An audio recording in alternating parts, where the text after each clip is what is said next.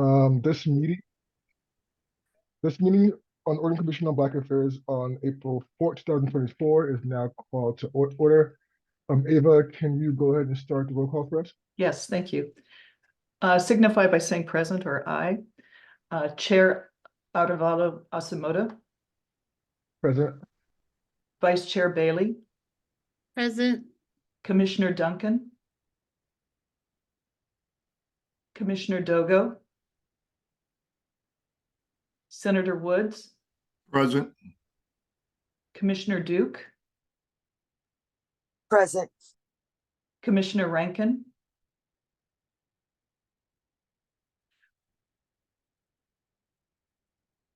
Representative Nelson, Commissioner Drury,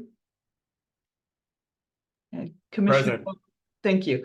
And Commissioner Fother Branch. Present. Thank you.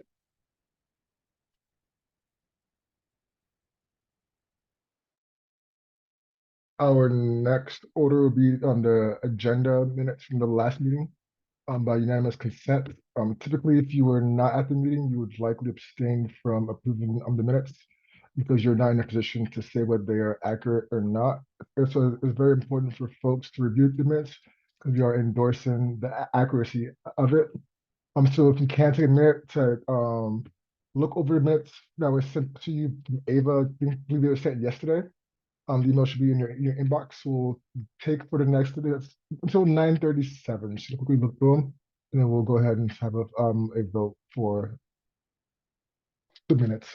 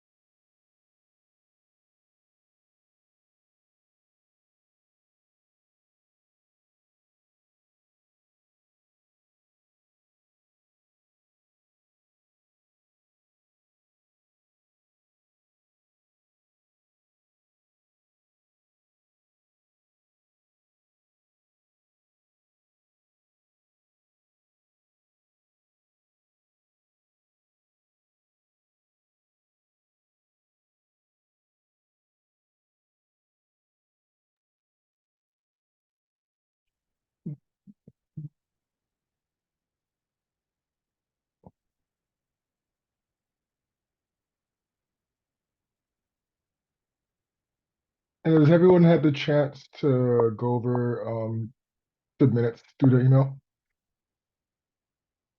And has anyone not had the chance yet to go through minutes?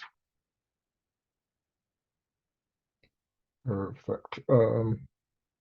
Commissioner, there's a comment. Okay. Do we have any objections or any changes from the last meeting minutes? Excellent. And has everyone had a chance to look over today's agenda as well? Yay, nay? Yay. Okay. Yes. I appreciate that. Then has anyone not had a chance to look over the agenda for today? And then do we have any objections for today's agenda? Perfect. So our agenda and the minutes for our last meeting are approved by consent. We will now transition into our public comment period. Do we have any comments from the public? Chair Asamoah, we have 3 guests in this meeting. Guests, if you have a public comment, please raise your hand or put something in the chat, and I will give you permission to speak.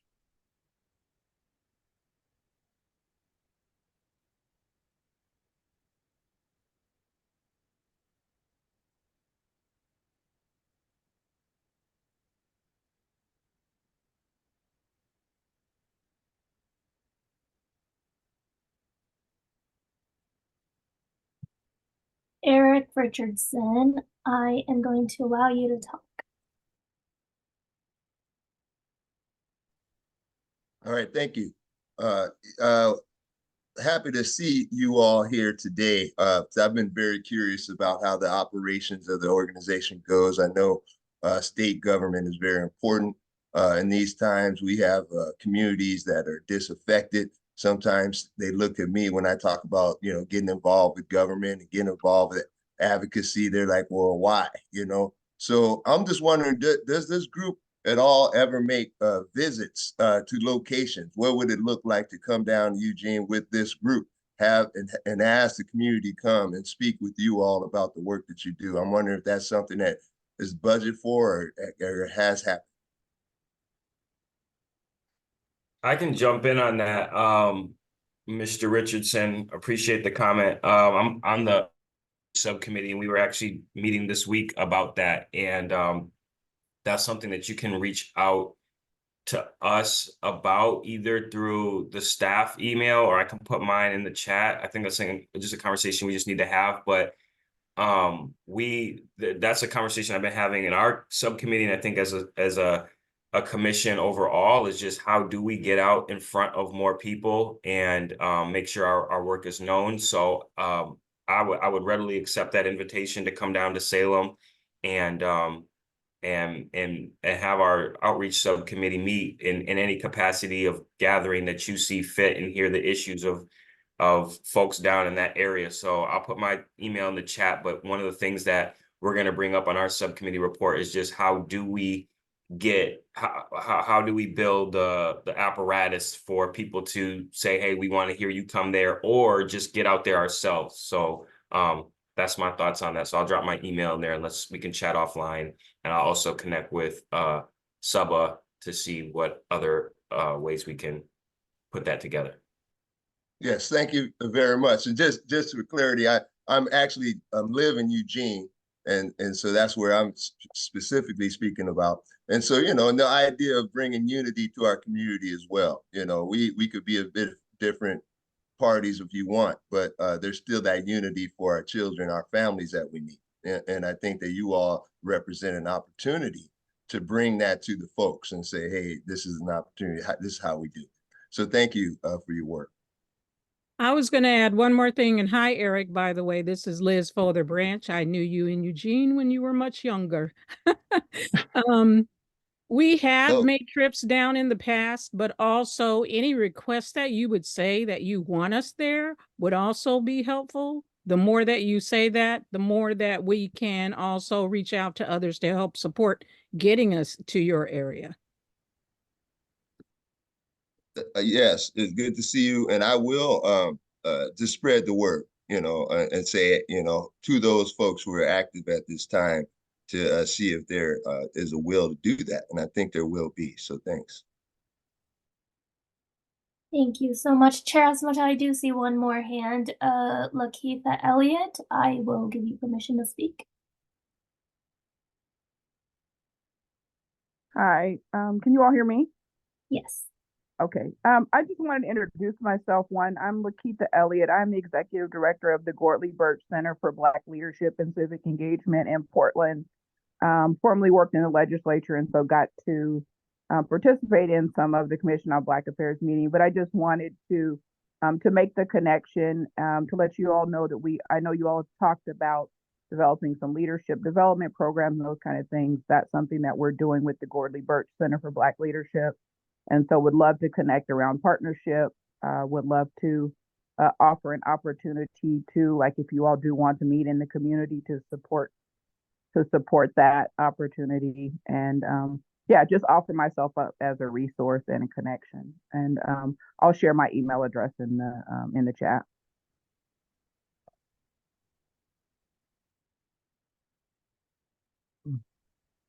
That will be very helpful. Now, I'll make sure that I reach out to you too as well. I think that's one of the things that we've been definitely looking to expand on for our commission, which is when it comes to leadership and also being able to have a lot more of an outreach in the community as well. And Eric, I also will reach out to you because we do offer trainings to teach the community how to engage with the legislature and that kind of thing. And so I'd love to come and train your folks if you'd like that. That would be awesome. Saba, that's something that we will be able to utilize. Sorry, I missed the question. I apologize. So is that kind of training something that we will be able to utilize as a commission?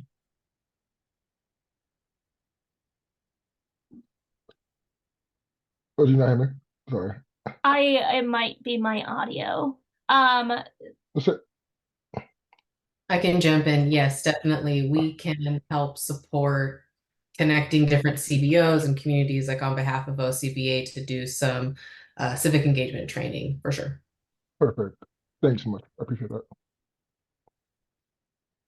And Chair Osmoto, that is all the hands in the chat or for attendees. Perfect. And then we'll transition to our guest speaker. We have two guest speakers this morning. Alex was with us in the past from Immigrants and Refugees to talk about legislation. I believe he's back to speak to us more about just ways we can support them from the long session. So Alex, you have the floor. Thank you, Commissioner, and honored to be here again, present to you all. I do have a presentation or slides, if I can share my screen. And let's see here, can you all see that? Yes, we can. Okay. So for the record, my name is Alex Riedlinger. I use he, him, his pronouns. I'm the policy advocate at IRCO, working closely and based in Africa House. Let's see here. So I will be talking about Black migrants and asylum seekers. This presentation is called Anti-Blackness in the Age of Black Migrants. It is a longer presentation, but that I've shortened, that includes a lot of information about the history of anti-Black racism in the immigration system. So Africa House, we've served African descendant immigrants and refugees since 2006. We're a direct service organization, so we offer everything from early childhood, K through 12 services. A big priority for us moving forward is gang prevention intervention. So I'd love to come back and talk a little bit about that after I've had some time to talk to some of our program staff. And we also have health programs, senior programs, literacy programs, as well as kind of the self-sufficiency housing welfare type services. So just some table setting on Black immigrants in the United States. There's roughly 1 in 5 Black people are US immigrants or the children of Black immigrants. I'm part of that 9% second generation. The Black experience overall, I believe, is one of forced migration, displacement, and discrimination spanning 5 continents. Global migration patterns and the root causes make immigration the century's most important social, political, and economic issue next to climate change. The right to free movement, safety, shelter, and access to an equitable immigration system are racial justice issues. Immigration enforcement is parallel and overlapping with the criminal justice system and the over-policing and mass incarceration of Black Americans. The Black immigrant experience is inherently intersectional. So for folks that experience anti-Black racism simultaneously with anti-immigrant xenophobia. And Africa has the youngest, fastest growing population on Earth. The kind of projections are by 2050, 1/4 of humanity and at least 1/3 of all young people aged 15 to 24 will be from the African continent. So a lot of folks don't kind of know the differences between the terminology and kind of legal statuses that have been, like we've been talking about in the news, and as immigration is our biggest electoral issue this year, I just want to clarify. So refugees are folks that flee their homes, they cross an international border and cannot return because they fear for their lives or persecution. When it comes to the U.S. refugee resettlement system, all our refugees first apply in the country in which they have been living, third country, and they go through the UNHCR system. They've been vetted before they even come to the United States, and they receive some federal support. when they get here. IDPs is internally displaced people. Often they're fleeing for the same reasons as refugees. And asylum seekers, you could also consider them refugees, but it's a different system. And their status has not been determined before they apply for asylum. In migrants, I take issue with voluntarily leave. I think it's pretty subjective, but overall, this term, it refers to people that leave and settle in another country for many reasons, kind of a catch-all term. Displaced peoples, there's from the continent, African refugees are a pretty low priority for resettlement, despite having the largest share of refugees and displaced people in the world. 44 million people are displaced in Africa, 60% of those are internally displaced. So what's driving the Black migrant crisis? In the home countries, war, political instability, economic instability, and unemployment, climate change, as well as kind of economic dependence on the West and China, which make it so people aren't self-sufficient, and as well as persecution of LGBTQ 2SIA plus people, religious and ethnic minorities. Here in the States, over the years, the pathways to permanent resident status and naturalization have become more and more limited. Refugee system, as I said, is a little bit has been broken, particularly under the Trump administration. So at the moment, asylum system is the most viable path. And the fact that we have granted humanitarian parole and temporary protected status to some groups like Ukrainians and Afghans, that has encouraged more migrants to cross with the to see if they can get into the system. So in Africa, you can see here on this side the forcibly displaced populations. These are all the countries that have active conflicts. Sudan and the Democratic Republic of Congo have active civil wars and therefore have the most displaced people, primarily internally displaced. On this one, you can see here, these are outlined in black. All of these countries outlined in black have undergone coups in the last 3 years. The journey that folks make is they likely are to fly into a country like Brazil. These days you can fly into Nicaragua as well, but typically Brazil, and many folks cross the Amazon. And then here in Panama, the part that connects South America and Central America, you have the Darien Gap, which is one of the most densest, most dangerous pieces of jungle. And there's a lot of trafficking, sexual violence, murder that happens in that tiny little piece of land. The big differences between refugees and asylees is that refugees, as I said, request protection outside, while asylees cross the border or present themselves at the border to apply for asylum. The big thing one of the big issues that we're having around supporting asylees is that they can't get a work permit until they have applied for asylum, and getting a work permit can take sometimes go for a few months to 15 months, and there's a huge backlog. Also, folks don't get access to federal funds or assistance, so no federal benefits. And no way for folks to become self-sufficient because they can't work legally. In the United States, in fiscal year 2023, 1,488,116 folks are in court proceedings currently. In Oregon, that number is 14,206. And this is there are more people. These are just the folks that are currently in the system. Across the US, there were over a 2-year period, there are more than 6 million arrests with 1.7 million people released domestically. In 2023, more than 800,000 asylum applications were submitted and more than 2 million applications are in backlog. So some folks are waiting for years. I'm trying not to talk too much about the immigration enforcement system, but what you should know is that in the system, folks regularly have their habeas corpus and due process rights violated. And so, folks can wait more than 6 months to appear before a judge and are not made aware that they can sue for writ of habeas corpus after 6 months after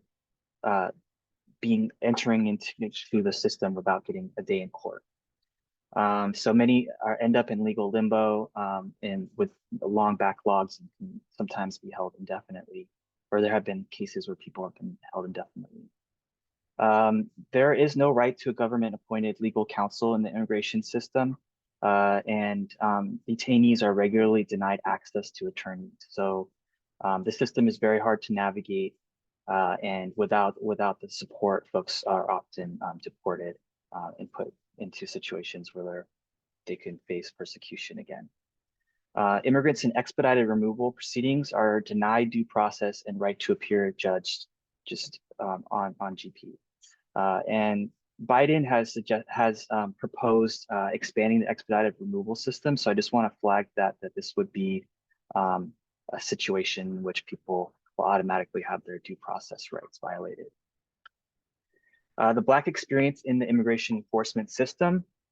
This is from Black Alliance for Just Immigration, which I think is a great organization doing work supporting Black migrants and putting out a lot of statistics and studies.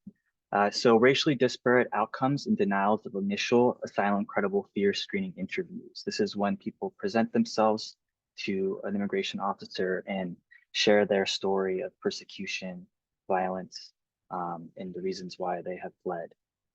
Disparate treatment in immigration court removal proceedings. So this could be something like not having access to their lawyer, denials of interpretation, having rushed proceedings, as well as deportations due to prior contact with the U.S. criminal enforcement system. So folks that have been arrested, have been profiled, are more likely to, if they have a criminal record, to be deported. Black migrants are also more likely to face prolonged and arbitrary immigration detention, excessive use of force and medical neglect, as well as for LGBTQ2SA+ people, they face higher rates of physical, verbal, sexual abuse, and long solitary confinement. So talk about state policies now. This is what we wanted to get to. 2024, we had an investment. We had a bill, HB 4159, that the Office of Immigrant and Refugee Advancement convened all of the immigration organizations, including our organization, but also Portland Refugee Support Group, which is doing great work on the front lines, working with these individuals and families. So our champion was Rep. Wynn, and the bill did not make it out of committee, but we did get a $2 million budget note, and this is being managed by ODHS. We won't get the money probably until the beginning of 2025, and I don't think my organization will be receiving that money anyways, but this is going to leave a long gap in services because for folks that don't know, the Welcome Center, which was state initiative, has closed at the end of last year, and we are running out of funding. So there will be at least a 6-month period where folks don't have any support. I believe this is pretty insignificant investment. When we first started this process, our ask was for around $50 million, which is not realistic for a short session, but looking at the type of infrastructure that needs to be built, we're talking tens of millions of dollars. The major issues, how am I doing on time? So the major issues is related to the housing crisis. So there's a lack of shelter space, especially for families where there's 3 6-month wait lists. Legal services are really key to getting folks their permanent residence as well as their work permits so that they can become self-sufficient. And it's a very complicated process. You need a lawyer, and as I mentioned, the work permits can take more than a year after asylum status is approved. And just as we have a shortage of public defenders, we have a shortage of immigration lawyers and a lack of diverse sources of state funding. We have universal representation, but that hasn't been well funded, and we do also have a need for other types of funding. And then as far as building infrastructure, the Welcome Center closed, as I mentioned, so now there's no centralized reception location and funding. There's no more funding for that type of work.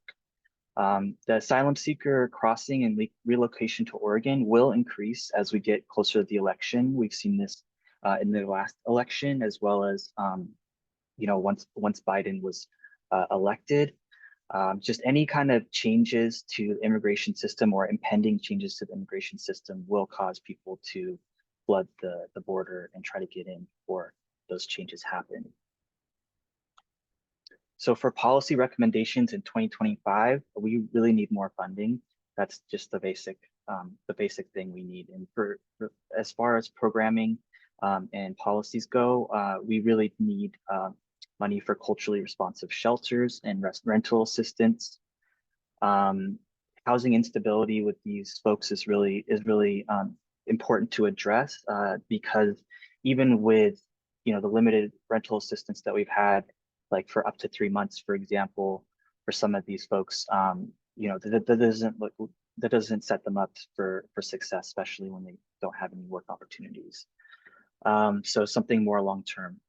We also need rapid response systems to immigration enforcement. This looks like more legal observers and like a centralized dispatch system.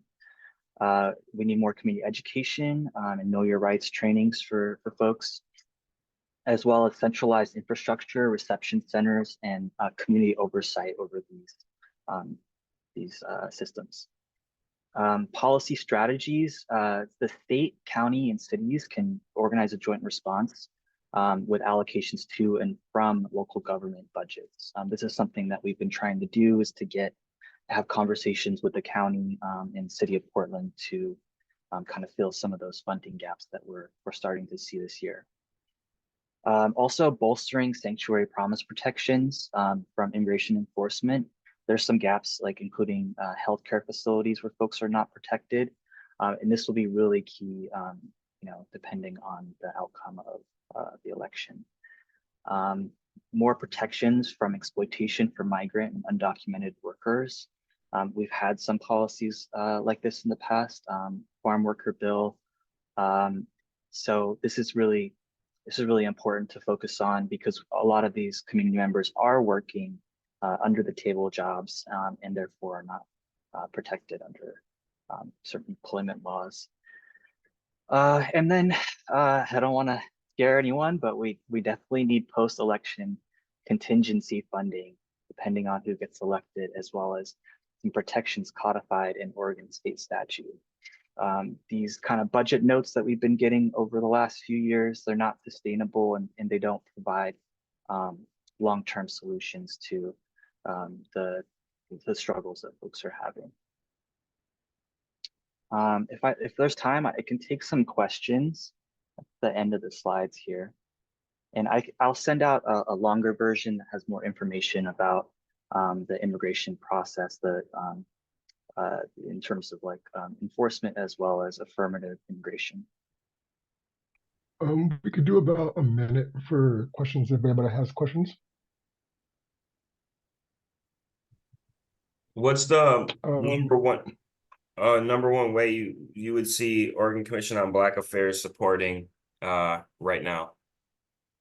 Yeah, I mean, I think that there's over 2,000 Black asylum seekers in Portland, and that's a low count, and many of them are unhoused. So I think really pushing for, and we didn't have any kind of explicit allocations in the housing bills, right, for immigrants and refugees. So we definitely need housing money and any kind of housing money, some allocations, more immigration legal services. I think you all can work with the Commission on Hispanic Affairs, who put a lot of immigration policies on their agenda and include those in your all's agenda and advocacy strategies.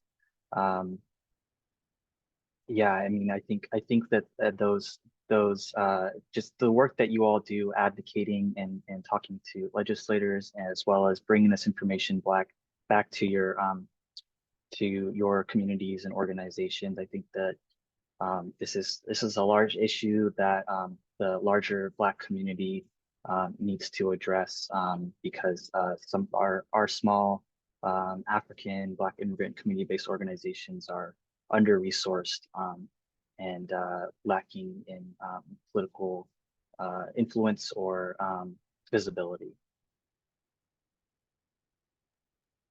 Hi, this is Commissioner Folderbranch. Thank you, Alex, for that report, and I look forward to seeing the longer copy that you're going to send us so we stay updated on what's going on. And if you could continue to update us about how it's going, that would be great. Yeah, and I'll say. Oh, my sorry, go ahead. question is, are you going to try to have another piece of legislation go through this long session? Absolutely, and we are in conversations with Senator Jama and Rep. Wynn to get something more sustainable long term. Thank you. Thank you so much, Alex. This is Representative Nelson. In case the group doesn't know, Republicans in the legislature have made fighting anything having to do with immigrants, refugees, a top priority. So they have made it extremely difficult to get any type of financial assistance to the immigrant community. Many of you may not know, but there was a Supreme Court decision last year that ended ended a lot of affirmative action in this country, and many of us thought that decision was focused on college education, as Harvard was a target of that case. But what we have come to realize across the country is that court decision was written very broadly. And so governments across the United States at all levels have been put on alert that we are not to we're not to create any new laws or do anything that is race specific, or we risk going against that Supreme Court decision from last year. So we've had to get very creative with how we put forth legislation related to communities that have been disproportionately impacted and disparately impacted in the past by referring to culture instead of race. But that Supreme Court decision has had an impact on things that we have looked at doing for people who are non-white and coming in as immigrants and refugees.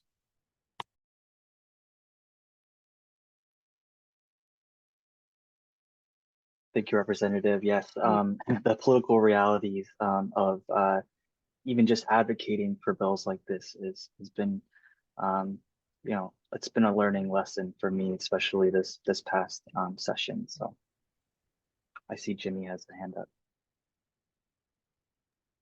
Yes, this is Commissioner Dogo. I'm also Director of Africa House. To the question that Commissioner Drury asked, how OCBA can support, I just want to add to what Alex said. For asylum seekers, especially Black asylum seeker, it's even hard to find a lawyer to take their cases. So sometimes they have to wait.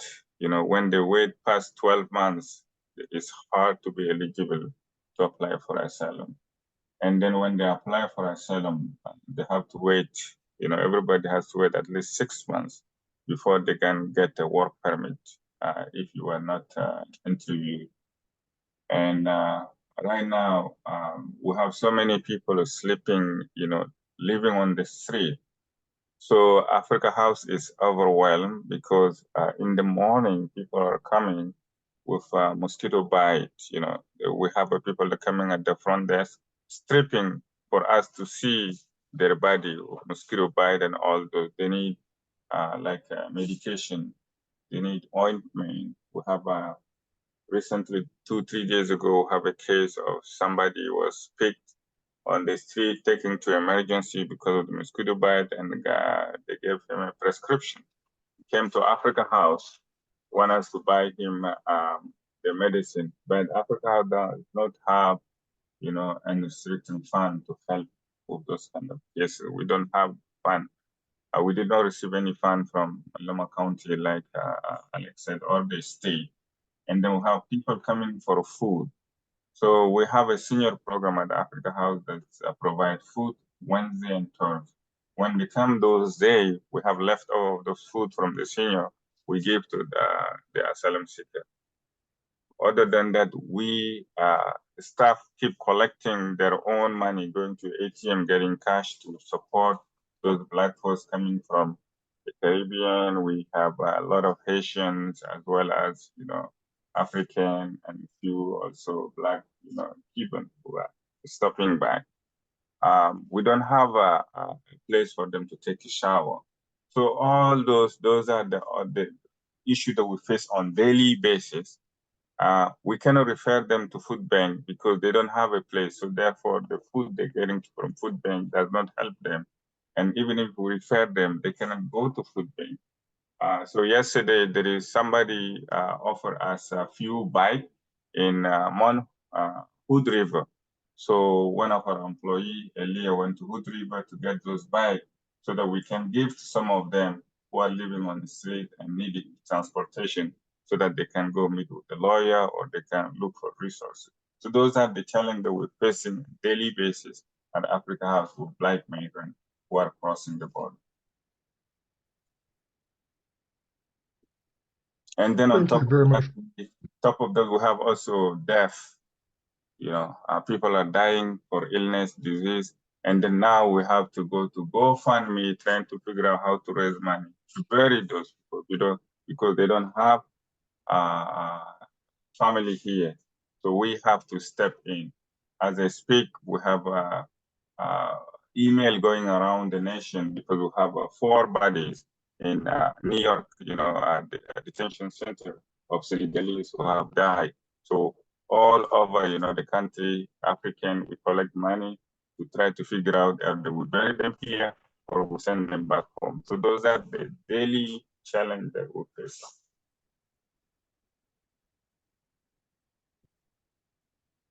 Thank you very much for bringing that up, Mr. Dogo. I believe somebody's hand was up, but I'm not entirely sure who that was. Somebody, you do know who that was? We do have one guest who has their hand up. I do want to note that that is a public comment period has closed. So if you would like to, you are more than welcome to take that from Eric Richardson. Sure, we can answer the question. Yeah, go ahead. Eric, go ahead. No, I'm just really struck by the testimony and the report. Alex, I'm wondering if I could get your PowerPoint somehow. It's richardsonjazz@gmail is my email.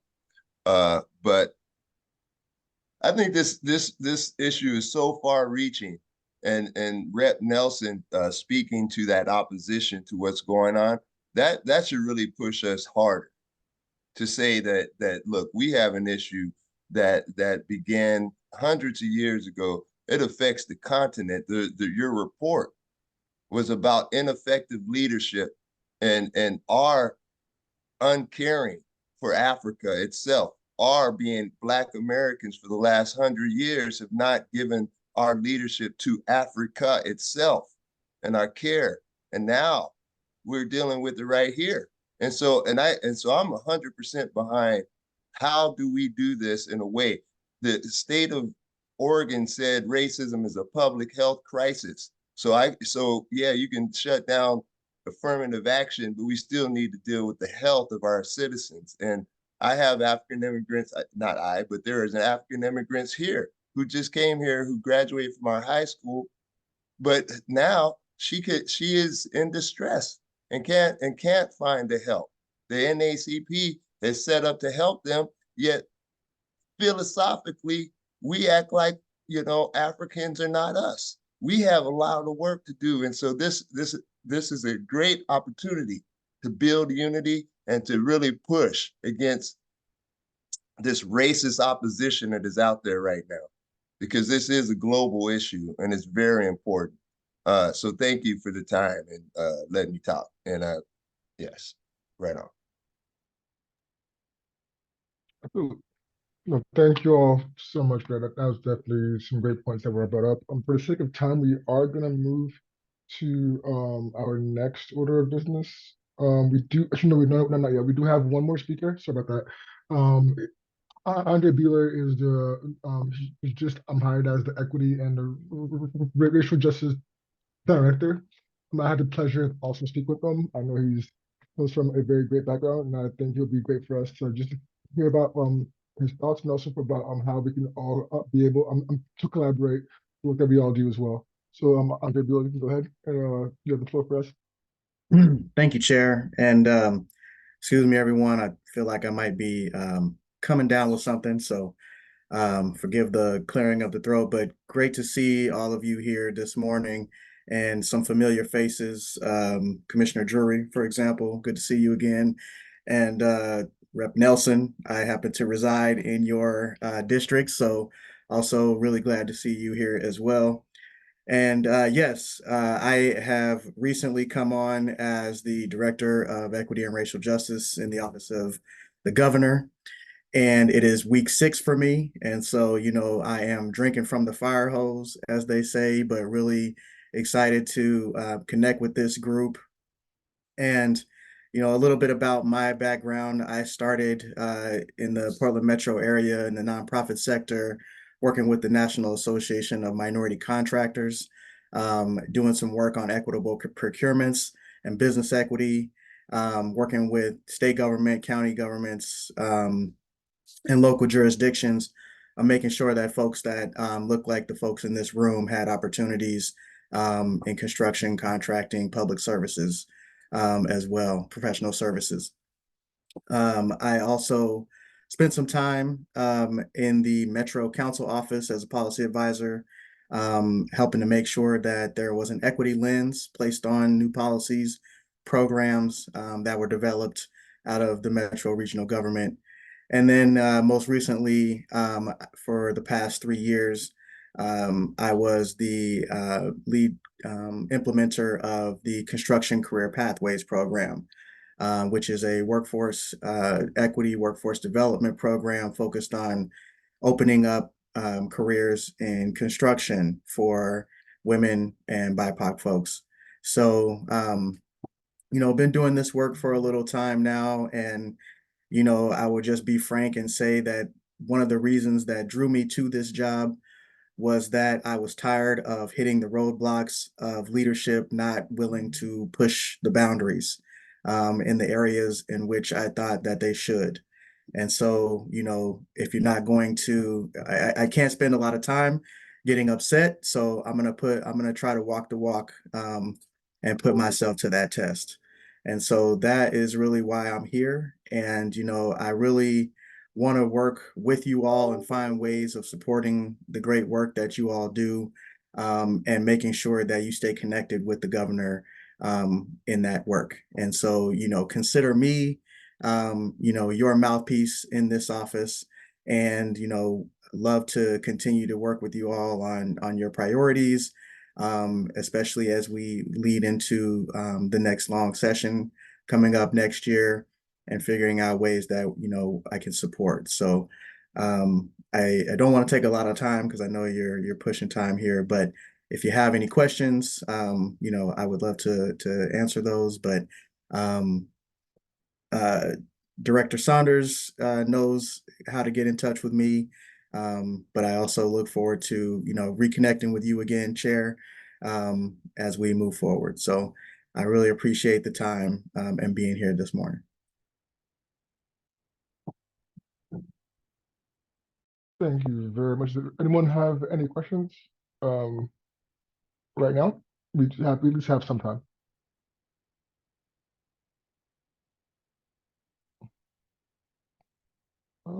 Perfect. I Well, guess thank I you very much for do. your time. Oh, go Can ahead. Mr. Is it Beeler? Put your information in the chat. I will do that. Thank you. Perfect. Thank you, everyone. We're gonna move on to our new business for our transition.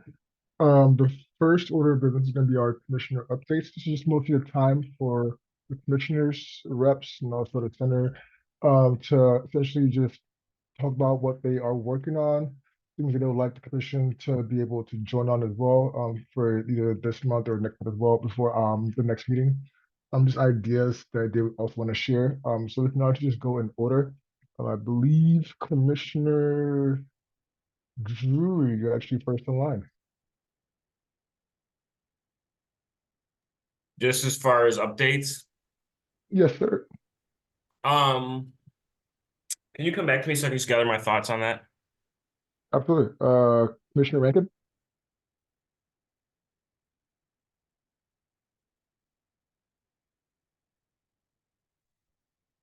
Commissioner Rankin, I think you're on mute. Chair Asamoto, Commissioner Rankin did mention in the chat that he was having audio issues this morning. Okay, perfect. And we can go to Senator Woods. Would you like to go ahead? Good morning, everyone. This is my first meeting, so I don't have anything to share for this meeting. So please, excuse me, but I will have something to share for everyone at our next meeting, though. Thank you very much, Senator Woods. Vice Chair Bailey, do you have anything to share with us today? Just a wee bit. This is sad, but this is my last meeting and my last day as commissioner. I think most of you know, well, I realize a number of the staff I did not send an email to. I apologize. That was like on my list and I forgot. I'm starting a psychiatric mental health nurse practitioner program on Monday and just had to make the tough decision that I need to take something off my plate. So, I'm sad to leave, but I am really grateful for the time that I've spent with you all, learning from you, working with you, and I hope to stay connected as a former commissioner and a colleague and collaborator. I'm still the president of the Alliance for Black Nurses Association of Oregon, so definitely consider us a friend and co-conspirator. But yeah, that's kind of what's up with me. So, happy to have had this opportunity to be here to kind of say a formal goodbye rather than just an email. I guess that's it. Well, we are sad to see you go, but we're very happy for you. Hope definitely seeing you soon. And as we transition, we do have Commissioner Duke. Do you have anything to share with us today?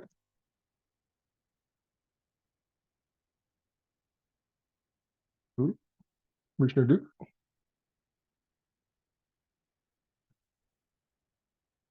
I'll get back to her. Rep Nelson? Thank you so much. Well, we ended the legislative session early in March, and each legislator only got 2 bills. Unfortunately, both of my bills did not make it across the finish line. One was a corporate hospital accountability bill, and the other bill was a bill that was focused on protecting healthcare workers against violence in the workplace. That bill also failed, but there were a number of successes that I was able to count this session, including getting $750,000 for George Park and improvements there. That's a park in North Portland. It's one of the most diverse neighborhoods in Portland, west of 82nd Avenue. And we're going to be doing some real good things for the kids there with that money. I was also able to help secure $25 million for the work the Albina Vision Trust is doing in the Albina District. in Portland, doing some restorative work that they're doing, hopefully helping to right some of the wrongs that occurred in the past there. And yeah, those are two of the biggest things that come to mind. Let's see what else. There were a bunch of other bills that I sponsored. Many failed. A couple got through. If you give me a minute, I can dig through some of my notes and let you know what those were. Of course. And just so everyone knows as well, for the commission, we did write a letter of support for George Park. So that's something that we did end up supporting as well. So that's also very cool to see that ended up passing. Do you want me to come back to you, Rep. Nelson? I'll go ahead and go now. Okay.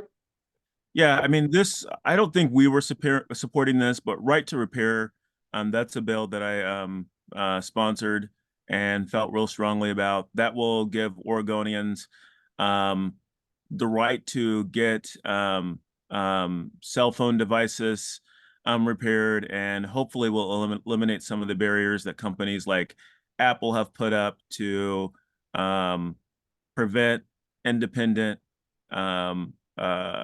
repair persons from repairing things like iPhones.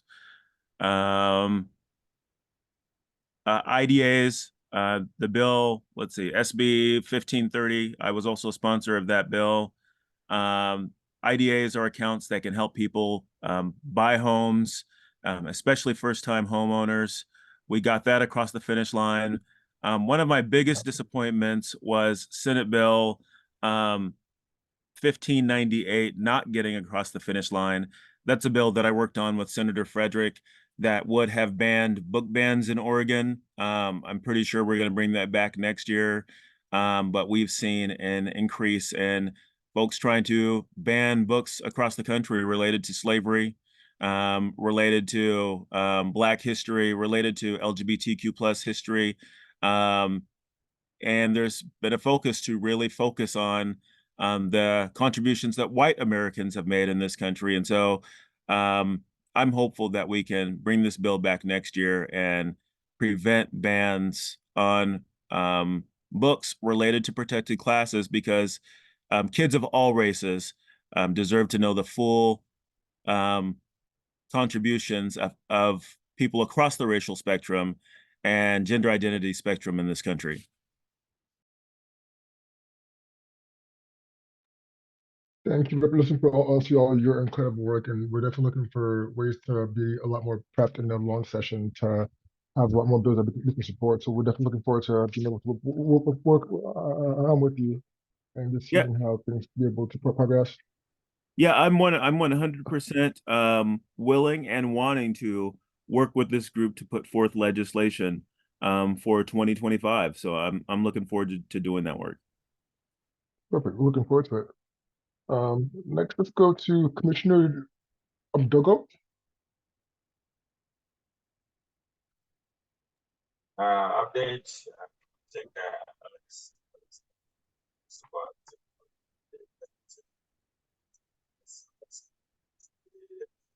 African communities where we have so many youth. So if there is any opportunity for some activities, my internship or something out there, please let us know so that we can connect those newly arrived youth to those programs so that they can benefit and stay out of trouble. So if you know anything that's going to happen in some field trip, pay internship and all those. I'm not sure if this is just me, but your audio is really cutting out. I wonder if it's your distance from the microphone. Can you hear me now? That's better. Thank you. Okay, as I was saying that we need someone is coming and helping with gang prevention. We want to keep those newly arrived African youth busy. If there is any organization out there doing some activity or paid internship, please let us know so that we can connect our youth with those opportunities.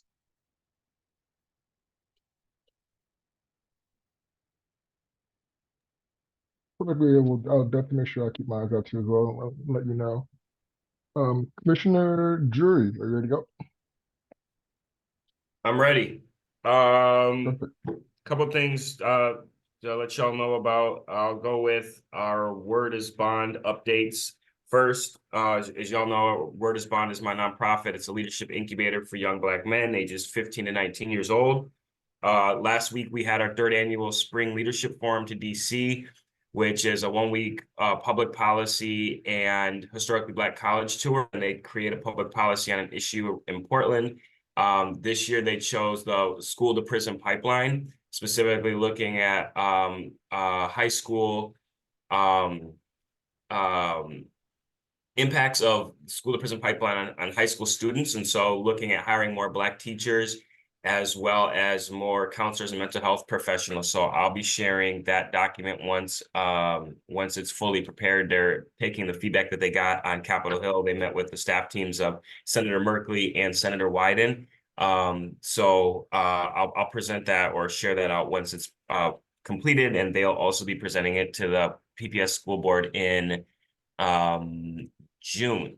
And just outside of that, I think that that's definitely an issue that we need to focus on, like just straight up, Black students aren't being educated in the Portland Public Schools the way they need to be, and that's the largest school district in the state. I think it's upwards of 30% of all Black students attend PPS schools, so something we should definitely keep our minds oriented towards. Opportunity to engage with Word is Bond on April 20th. We're going to be at the Lake Theater in Lake Oswego showing our new documentary, The Black Stars. And after the film, we're going to do a panel with Black students from Lake Oswego, highlighting their experiences as Black students in Lake Oswego. And I think that's going to be a really great opportunity to uplift their voices. So if that's something you want to attend, I can send you a link. We're about to put up tickets in the next day or so. And then let me see. Oh, yeah. We will also be doing applications for our summer internship programs, which is for young Black men coming out of their freshman year, going into their sophomore year in the Portland greater metro area. So if you have Black youth that that could benefit from it and are able to make an internship program based in Portland, so you could be in Hillsborough, you could be in Vancouver, you could be in Oregon City, any of those general areas that you could, and obviously in Portland as well, that you could make a meeting right over by we'll be at PSU this summer. So that's that. And then the other piece that I just wanted to highlight was the we have elections coming up. Some of them are in the fall, but we also have spring elections as well. And one that I want y'all to keep your minds oriented for is the district attorney's race in Portland. We've got DA Mike Schmidt and then Nathan Vasquez. DA Mike Schmidt is a progressive DA and trying to reorient the system away from just mass incarceration, and in a very close race. If he doesn't win, I don't think this race is getting enough attention. We're going to end up with a law and order candidate, and we know who that impacts. So I'm not seeing enough noise around that. So I think that that's one race of many that we should be paying attention to. And one of the only pieces in the system that I'm seeing that's actually progressive in the sense of law enforcement. Every other apparatus that I see around that is just law and order. We know gun violence is high. We know a lot of other community violence is high, but locking Black youth up and Black men and Black people in general is not going to solve it. So want y'all to pay attention to that race and other elements around that. So those are my updates. Thank you very much, Mr. Drury. That's definitely a lot of good. We should definitely keep in mind here soon. Commissioner Kyler Branch, would you have an update for us too as well? I don't have a lot this morning. I will say that the Black Artists of Oregon ended at the end of the month. I hope everybody got to go see it. If you didn't, the art will be around in different spaces. We have about 3 spaces now that I think that are Black led or Black good intentions. Hey, put it like that. One is the Black Gallery where Adrian Cruz's work is up. Bobby Folder will have his work up in a new furniture store that's on Martin Luther King that is also Black owned. And then there is another Black owned gallery. I will get that information and either put it in a chat or give it to Saba to put online. And we'll try to keep you better posted about what's going on around the community. I agree with Commissioner Jury that there's a lot of elections to take a look at that are way too close for me.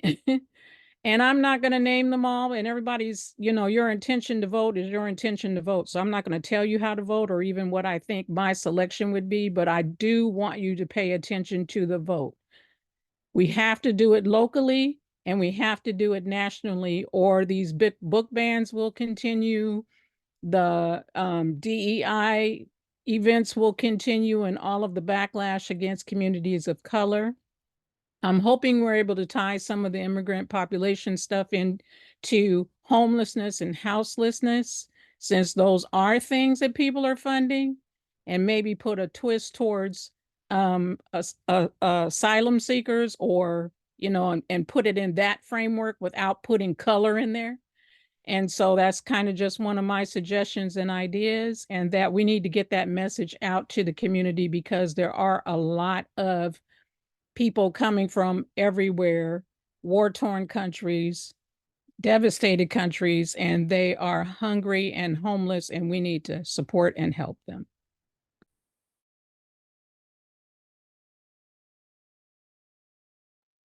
Thank you very much, Commissioner, for the bench. Also, I kind of also want to figure out too, like for us as a commission, how we can go out and encourage folks to vote during the time of the election too. So that's one thing that's very important that tends to get overlooked, because a lot of folks from low-income neighborhoods tend to not go out to go vote. So kind of figure out ways for us as a commission to be able to push for that, or just be able to just go out and like have folks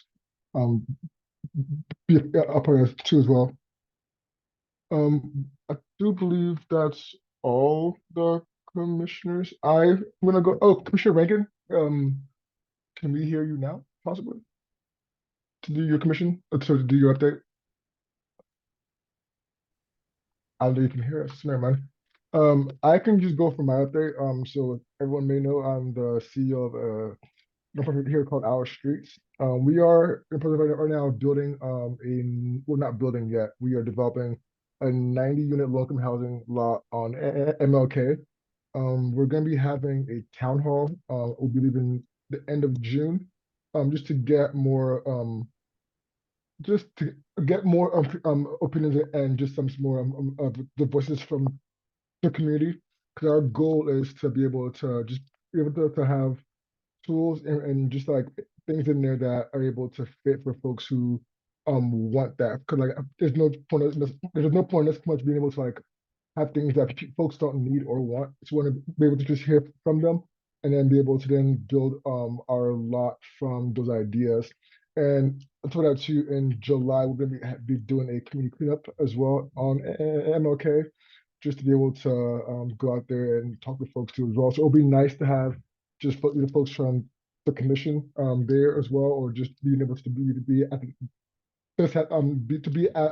the town hall too as well, because it's always great to hear Black voices, especially in a space that we are trying to make because our goal is to make this to be a hub for people of color, and so that's where we're trying to now make sure we're talking to the right folks as we do start this space. So we also have two more that we're trying to get started to as well. So, but as a very new nonprofit, we kind of are still in the early stages of getting all this done. Just mostly trying to make sure we have the help and the support from the community too, as well.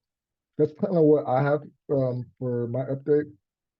Our next order of business is Legislative Days events on May 30th. This will be an update by Dr. Tom Myers. Thank you. Thanks to everybody who completed that Google form that we sent out. The winning day was Thursday, May 30th. So you should see a calendar invitation from me on your calendar for that day. Just to give you a little bit of background for those of you who might this might be your first legislative days. So legislative days are when legislators are at the Capitol in Salem and doing interim work and having committee hearings. And the next legislative days are May 29th through the 31st. So OACO is going to host a legislative day event on Thursday, May 30th at and near the Capitol for all of the commissions. So it's going to be a full day event from around 9:30 to 3:30. Please attend for all or as much as you can. We're going to have a lot of different great activities. There's going to be opportunities for networking and relationship building with your fellow commissioners and the legislators who are on your commission, as well as cross commission and with the BIPOC caucus and legislators that represent your home districts. We are also collaborating with the Secretary of State's election division and Oregon Archives and Next Up Oregon, who are going to be sharing info about voting and elections. So y'all can do, with that what you will for your communities. And because it's an election year, we want to boost youth civic engagement. And so we're inviting BIPOC high school seniors, who many of them will be first-time voters this year, to join in on some of the festivities of the day. So I'm going to put a flyer in the chat here so you have it. If you have contacts at high schools within like an hour and a half, 2-hour drive from Salem, if you want to forward this flyer to them so that they can connect with me, or if you want to just give me their name and email address, I can connect with them and invite them to get their 12th graders to the event. So I'll put that in the chat, but I'll also be sending an email soon with the tentative agenda and that flyer and everything, so you can kind of know what you're in for. But also, we're flexible, so if there's certain things you want to do or people you want to meet, just let me know and I will try to make that happen on Thursday, May 30th. And I think that there's going to be a legislative priorities thing, and I'll have a little bit of an update for you there too, but I'll just pause to see if y'all have any questions or things you want to see at the legislative days event, whether this one in May or the next one in September.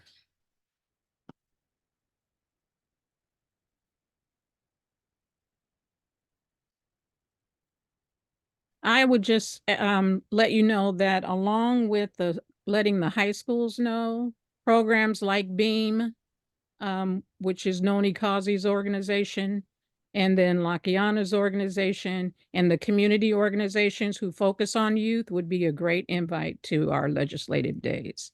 Okay, fantastic. I'll put the flyer in here. So if there's any, organization, and just I'll put BEAM down. I can reach out to you for maybe a contact if you have that, but great. Yes.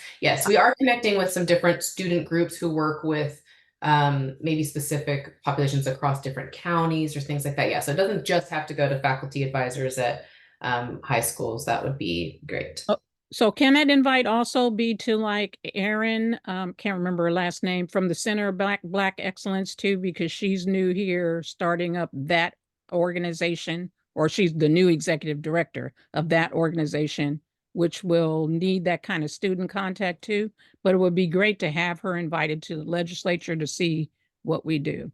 Okay, great. Yeah, if you can, I'm seeing some folks putting organizations in the chat. If you want to just put these names of these organizations in the chat, I will capture them and start making some connections there and making sure they know about the event and have the invite. Thanks.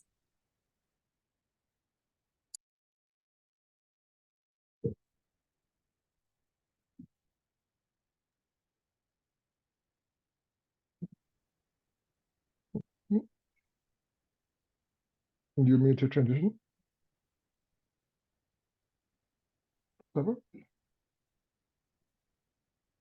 Awesome. Thank you, Chair Asamonte. I was hoping that Commissioner Dogo or Commissioner Featherbranch would share their experience of Legislative Day last year in the hopes of recruiting some of you to show up. If either of you have anything to add there, I would love to hear what your experience was last year that we might be able to improve upon, or if you can maybe help us recruit some of your fellow commissioners to join this year. For me, it's an excellent experience, even though I've been.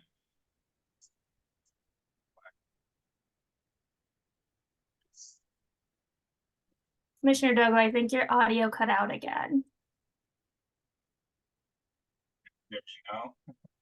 A little bit better, yes. Yeah, I was saying that for me, it's a very interesting experience, even though I've been doing testimony at the legislation for a while, but it's interesting, for a new commissioner to go through this experience. It's it helps with public speaking as well as the timing. You have about 3 minutes, to talk about the need of your community or what issue you want to bring to a legislator. So time management and in general is a very interesting experience. And for the new commissioner, please take this opportunity to go through maybe even before going to meeting with the legislator, having the mock, legislative meeting is very interesting. So in general, my experience is positive.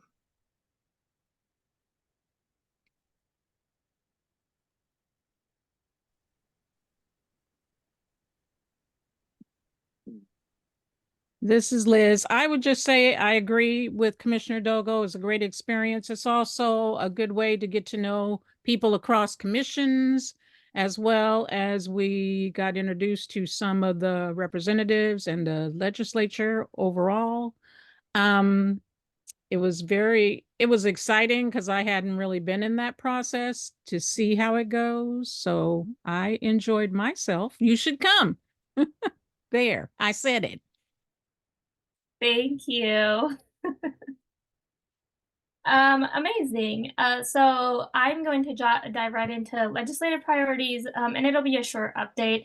Just a reminder that you all voted on legislative priorities late last summer, and were presented with 2-tier priorities that you all voted on based on a poll. So tier 1 was housing for immigrants and refugees, as well as funding educational pathways, particularly for BIPOC nursing students, as well as standardized testing.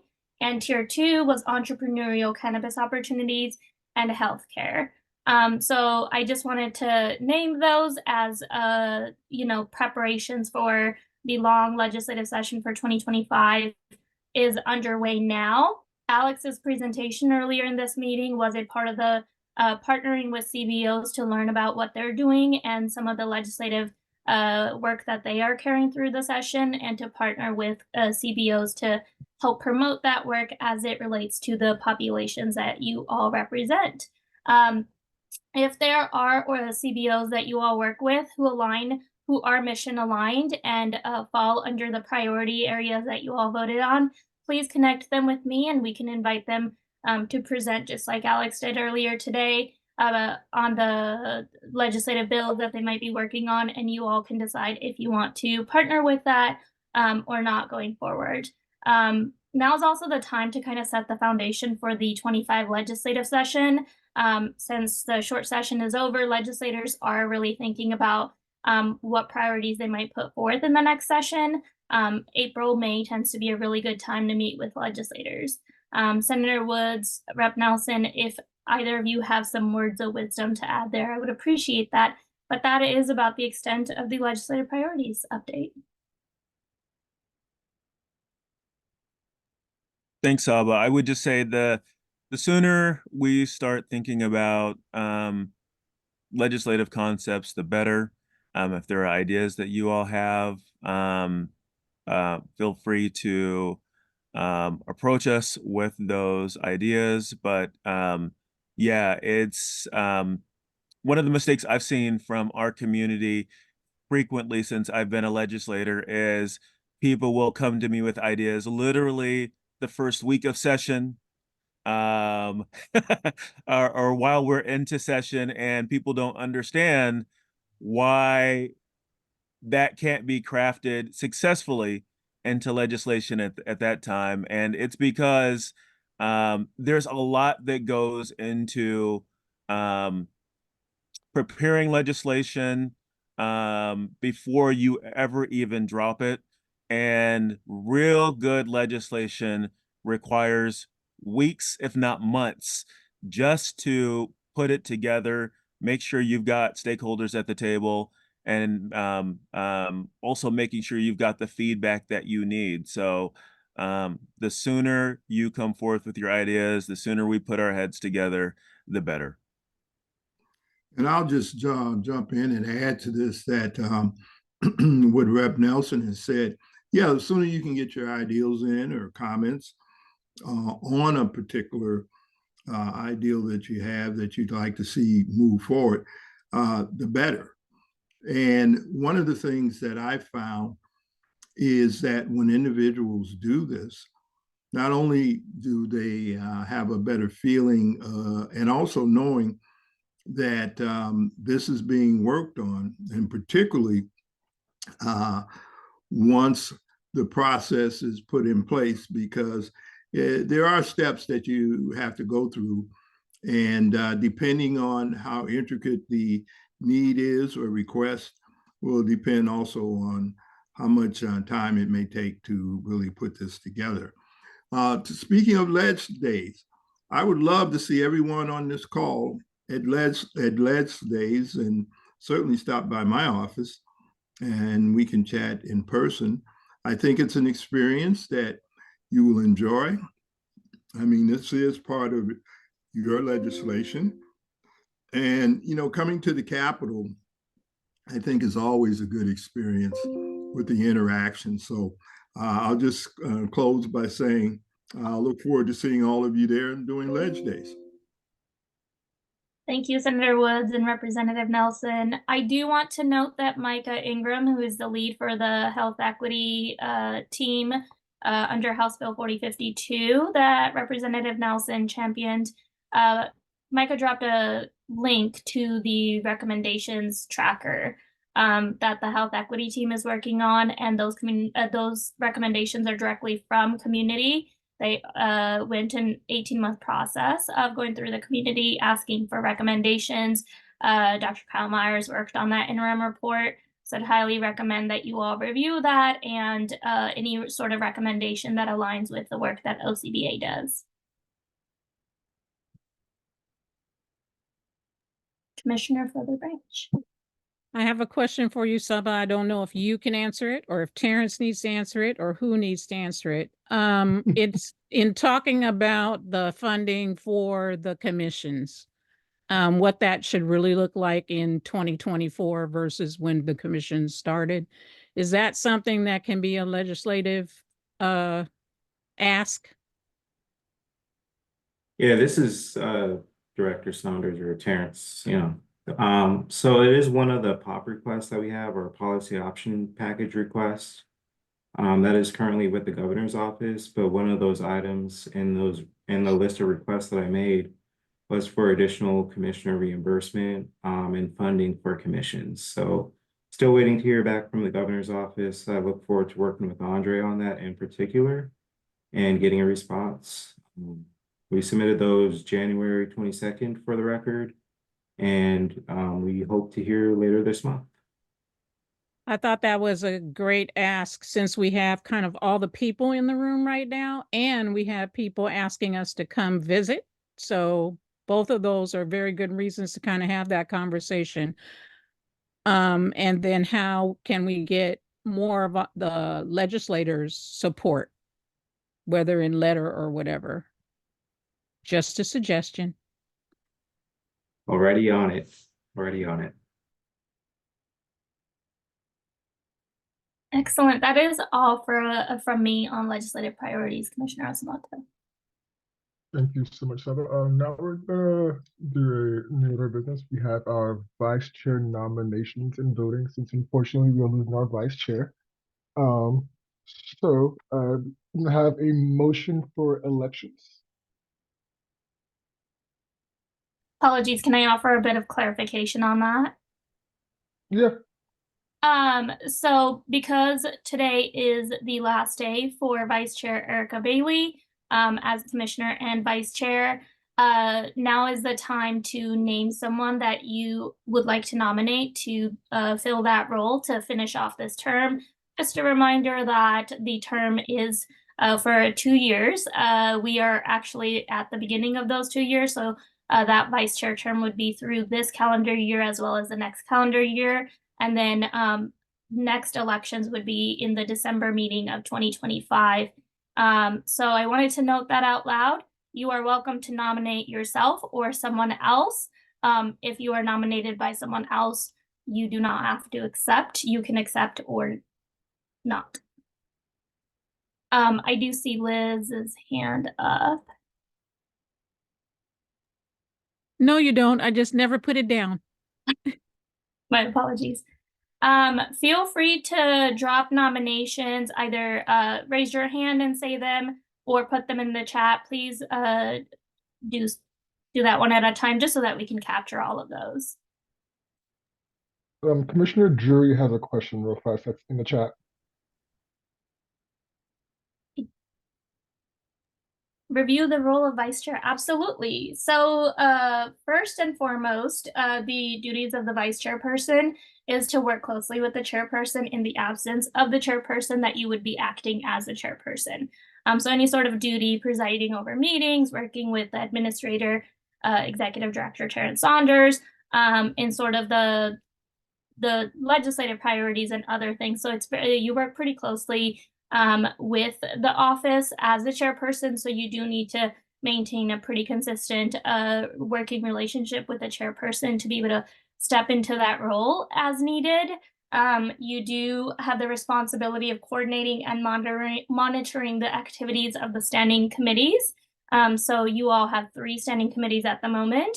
And the vice chairperson is tasked with making sure that those committee meetings are happening and that any sort of support that is needed is provided, and then coordinating and recruiting new members in partnership with everyone else here. So the primary role is just maintaining that relationship with the chairperson to know what is going on with the commission and being ready to step into that role should the need arise. If the chairperson does resign or step down for any sort of reason, you as vice chairperson would automatically step into that chairperson and we would hold new elections for the vice chairperson. I nominate Commissioner Drury. Commissioner Drury, would you like to accept that nomination or decline? I'll accept it, but I would like to, keep it open to other people. I'm not going to deny it, but I keep it open to other people as well, if that's an option. There will be a vote.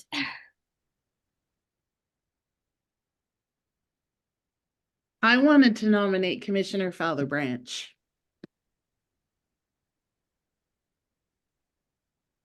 Commissioner Fowler Branch, would you like to accept or decline? I think that's very thoughtful, but Commissioner Fowler Branch is sort of overwhelmed at the moment. So I'm like chairing chairing a subcommittee and another committee, it looks like now. So I can't take on this right at the moment. Sorry.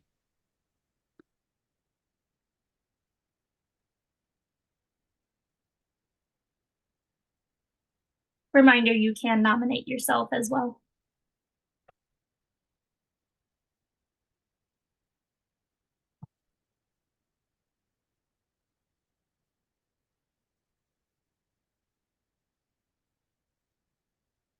I'm going to nominate Commissioner Jogo. Let's just see what happens here. You beat me to it. Commissioner who? Commissioner Yu. No. Do you decline that nomination, Commissioner Doga? Yes, I decline.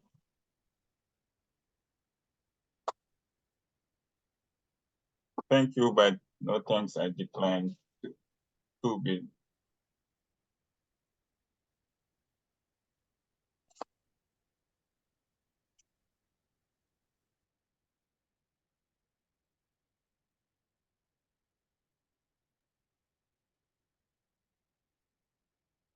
How about Commissioner Commissioner Rankin? Would you be interested in that? Liz, sorry, Commissioner Featherbranch, is that a formal nomination? Sorry, I nominate Commissioner Rankin. Thank you. Commissioner Rankin, I know that you're having audio issues. If you would like to put in the chat that if you accept or decline that nomination, that would be great.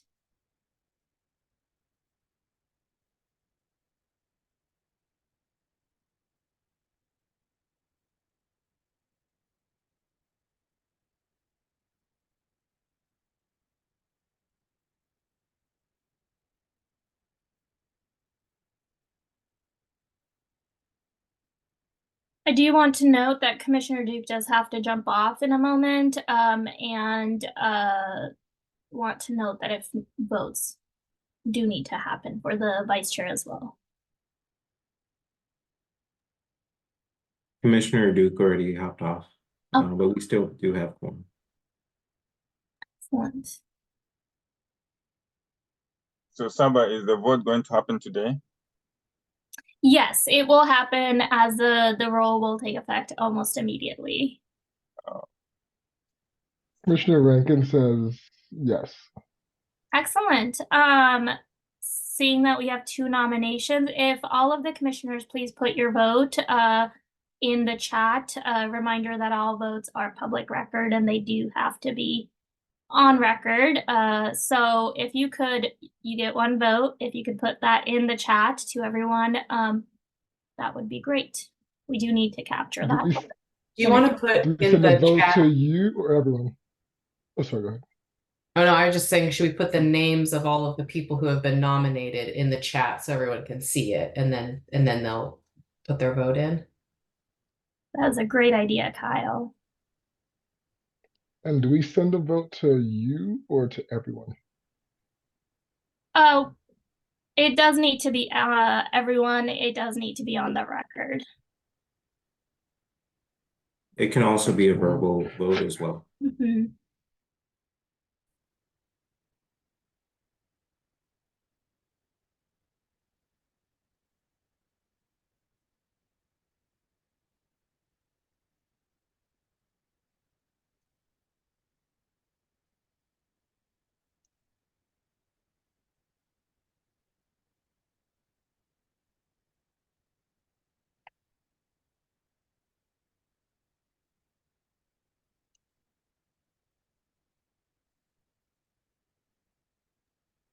I'm sorry, I don't see anything in the chat. Are we voting? I am typing out all of the nominations in chat at the moment. I was like, is something wrong with my chat?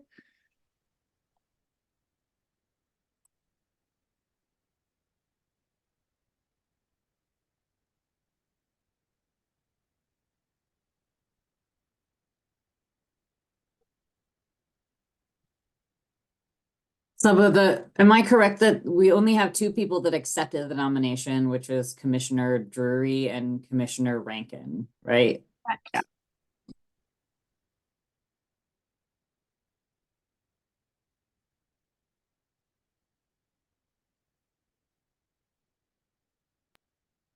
Please drop your vote in the chat or raise your hand. It could be a verbal vote as well.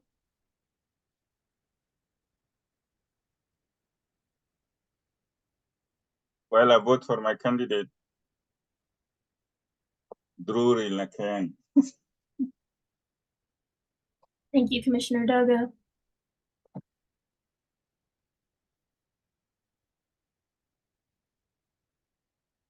Can the candidate vote themselves? Absolutely.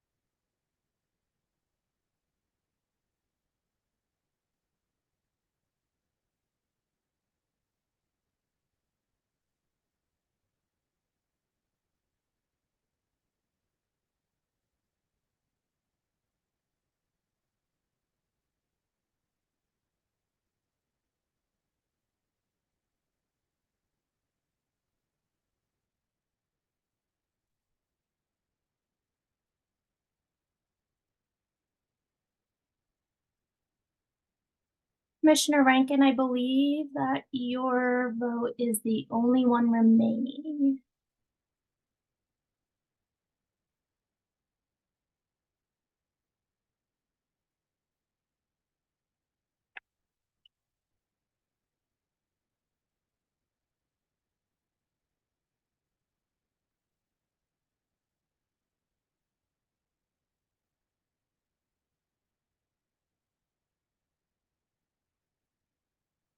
Thank you so much. And it looks like we do have a new vice chair, Commissioner Drury.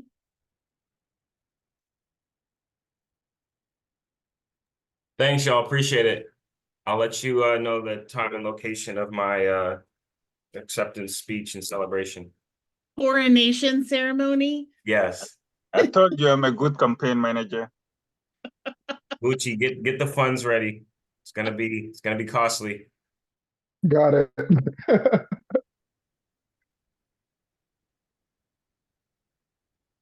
Thank you, everyone. Perfect. In all seriousness, looking forward to it. Didn't quite expect to put that on my plate today, but looking forward to supporting the commission, supporting Chair Bucci, and helping get OCBA into the position that we all want it to be in, as a commission that is a true asset to the Black diaspora of Oregon.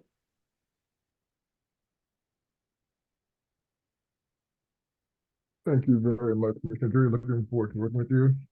For the sake of time, we're going to go to our next order of business, our subcommittee reports. First, let's start with the strategic plan update. I couldn't have an update on that as of right now. I'm going to have one after this meeting. This is our first time. This is our first meeting kind of having, since having the plan. Oh, wait, Terrence has his hand up. So Terrence, you can go ahead. No? No, thank you for calling on me. Commissioner Drury, I do want to just flag for you tomorrow at 2 p.m. We do have a leadership meeting. So I sent you that invite as well. And we're going to talk about updates within OCO. So just putting that on your radar. Sorry for the very short notice on that.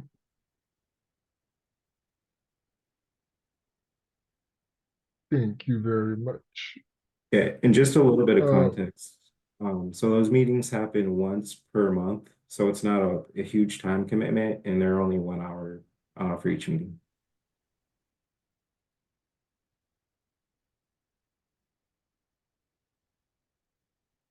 Thank you, appreciate that. Back to for the strategy plan, I'll have a bit of update on it after this meeting, because that's when I'll get an idea of where we're at, and give you guys an update in our meeting in June. We're gonna get into the committee's overview, the committee's assignments. So we have the art committee by Commissioner Felder Branch. Would you give us an update on that? I just found out I'm on it. How about that? And I need other members. There you go. Oh, perfect. So I don't really have anything to report other than about the largest Black art event that's ever happened in Portland ever just went down. Hopefully you all got to see it. That was the biggest thing that kind of went on. Other than that, I will have more to report next month or next meeting. Sorry, what was that art event? The Black Artists of Portland was the largest Black art event held in the state of Oregon ever. It was cross-generational from the 1800s to the youngest person, I think, was 18. So for those that didn't know, it was the largest, and it's the first time, thanks to Intisar Abioto, that we ever had an event for Black artists of that size ever.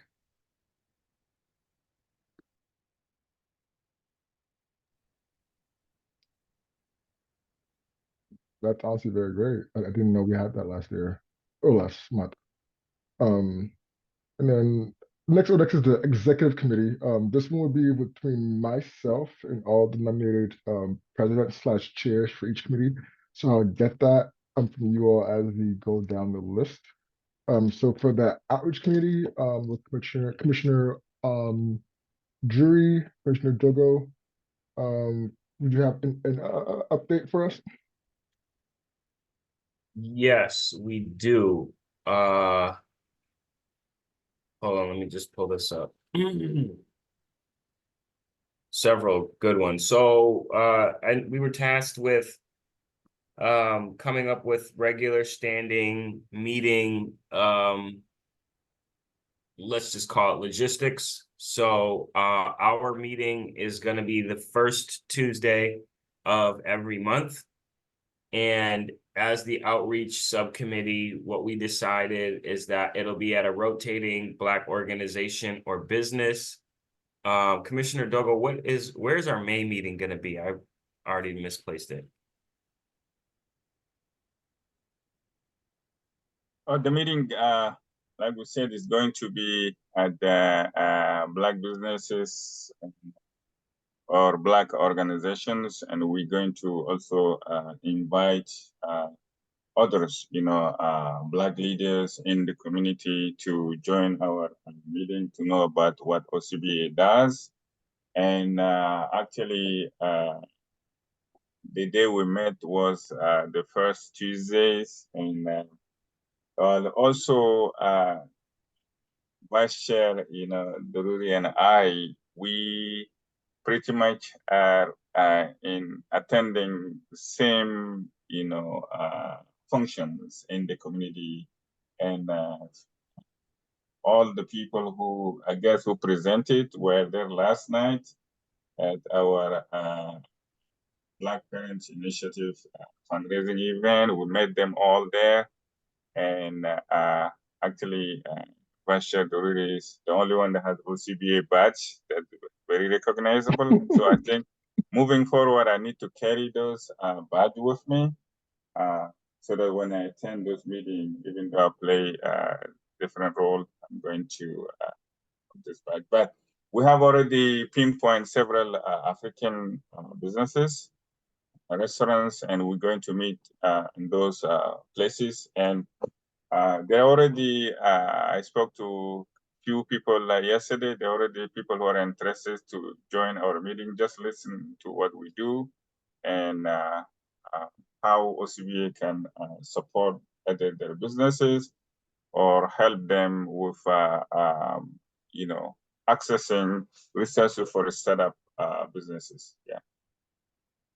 Yeah, so we're trying to make the committee, as the outreach committee, fun and engaging to the community. So, like I said, we'll be rotating it, and what we're asking the commissioners to do as well is before that first Tuesday, we'll reach out maybe the week prior, but we want to know all events that you'll be attending that month that are Black oriented or focused, so that we can make a list so that everybody knows the events that are going on, and then we can in turn put those out through our listserv and through social media. And so then that way we can collect more data on where OCBA is showing up. And then from that list, we will also, as a subcommittee, pick one of those events to attend and kind of help highlight. And that way other people can know like what's going on, and we can have more data like, hey, here's where we're showing up. And so in that effort, having your badge, one thing that Commissioner Dogo had also suggested was just making sure wherever you're at, taking a chunk of time to just also highlight that you're on OCBA.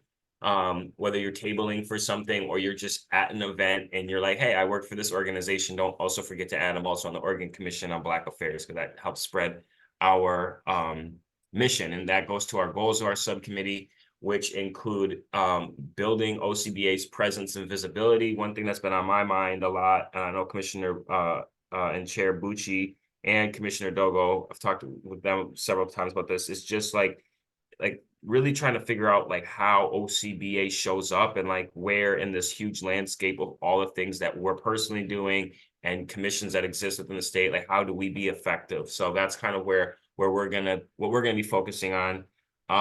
Another thing that we mentioned that was brought up by Mr. Eric Richardson earlier, but we had also been thinking about too, was like an advocacy request email, or I don't know if it's going to go through SUBA or somebody where people could email us and say, hey, this is happening and we need support. There's been countless times, and I know that there's needs for support of community of like this either wrong is being done by me or something else, and we would like people to show up. And so having some way that people can reach out to us and request our support, or so we can know situations are going on, I think will be very helpful. And then finally, I have an idea, a really good idea that I was thinking of over the when I was in DC, and I want to present it to the group. I think this idea could be spearheaded by the outreach subcommittee, but it would take the whole commission and some support of this, not even and, definitely the support of our staff to help to carry this out. But I came up with this idea for an event series called the Black Voices of Oregon Summit. And essentially what it would be is it would happen once every gubernatorial term, and it would consist of a series of events across the state of Oregon, Black-led events.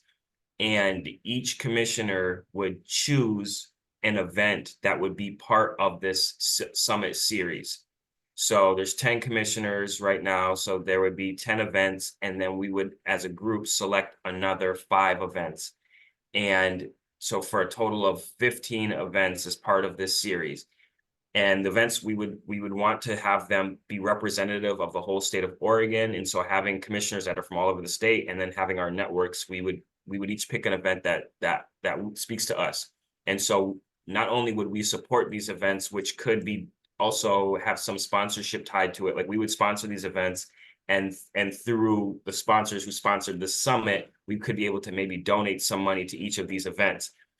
Then one person from each of these events would be part of a roundtable discussion with the governor. So we are directly bringing voices of everyday community members to the governor's office, as opposed to just, you know, the everyday leaders like ourselves that are already up there. So for example, the event that I was thinking of was the one that I mentioned earlier, the documentary screening and panel discussion with the Lake Oswego students, that a student from that panel would get selected as part of one of the 15 people at this roundtable discussion. And so after a year of these events happening, it would conclude with the actual summit and the roundtable discussion with the governor, followed by a dinner that would be attended by community members, community leaders, kind of like a gala, and preceding that dinner through that day at wherever this location would be held, there would be different workshops and things on topics related to the Black community, whether it's LGBTQ issues, whether it's breastfeeding, whether it's immigration policy. So you would have a whole day laid out like that. And with OCBA being the leader of this Black Voices of Oregon Summit, it would help give us a real tangible event in the community that would tie us and give us the recognition that we would need. And like I said, it would be held once every 4 years. So that's my big crazy idea that I've been brainstorming on. And at some point, I don't know if it's now or later, would love to get some feedback.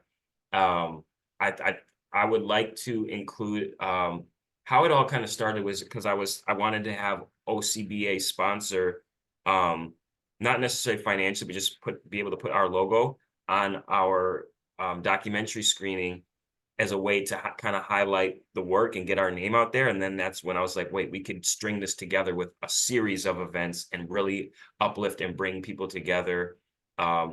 So that's my big crazy idea. And that's also Thank you so much for the update. I feel like you guys definitely accomplished a lot in a matter of what, a month and a half. Now, definitely love to see how we can get a lot more involved with the outreach program and just kind of see how we really be able to utilize and get a larger voice as well for OCBA.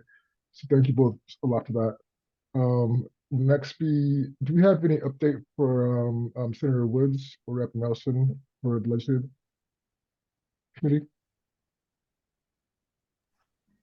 I have nothing else at this time. Sounds good. Yeah, this is Rep. Rep. Nelson. Nelson? I don't have anything either. We have not gotten up and running as it relates to regular meetings. It's been I'm still decompressing from the short session, but I definitely would like to get meetings established so that we can continue our discussions. Sounds good. Commissioner Ballard Branch or Commissioner Rankin, did you have anything from the Committee for Research? We had our first regular meeting on the 26th of March, and I will serve as chair for that committee. And we picked our subject areas, which are around minor education, the arts, and domestic violence. And I'll get to that in a minute because there's another little added piece to that domestic violence. Commissioner Duke will be healthcare and mental health. Commissioner Rankin will be affordable housing and school safety. And we are regularly scheduling our meetings the Wednesday before our OCBA meeting. Is when we will meet. The hardest thing about the research committee, I will say this, is prior to this, or last year when I first came on the commission, we had a student that helped us that came from University of Oregon. Thanks to Commissioner Price, we do not have that this year, so research is going to be a little bit harder because we have to do it ourselves. So I would just say that.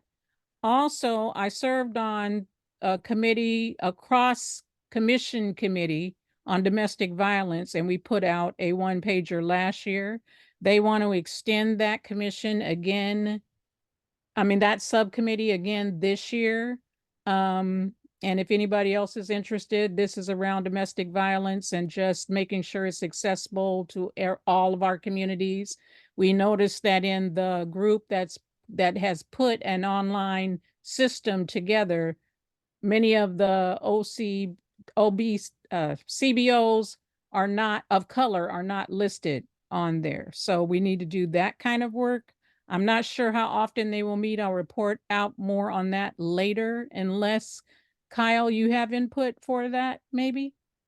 For the DD prevention subcommittee? Yes.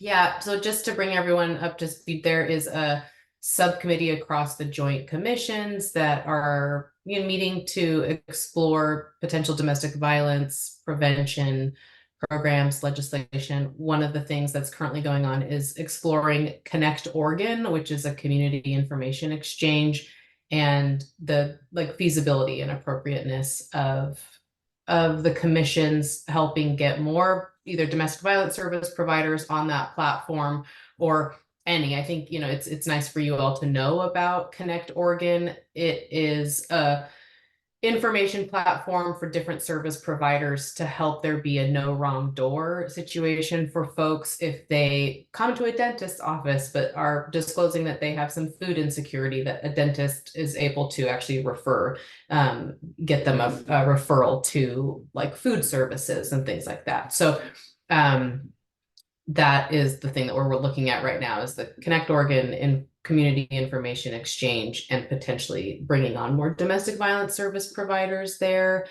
We're going to have more information.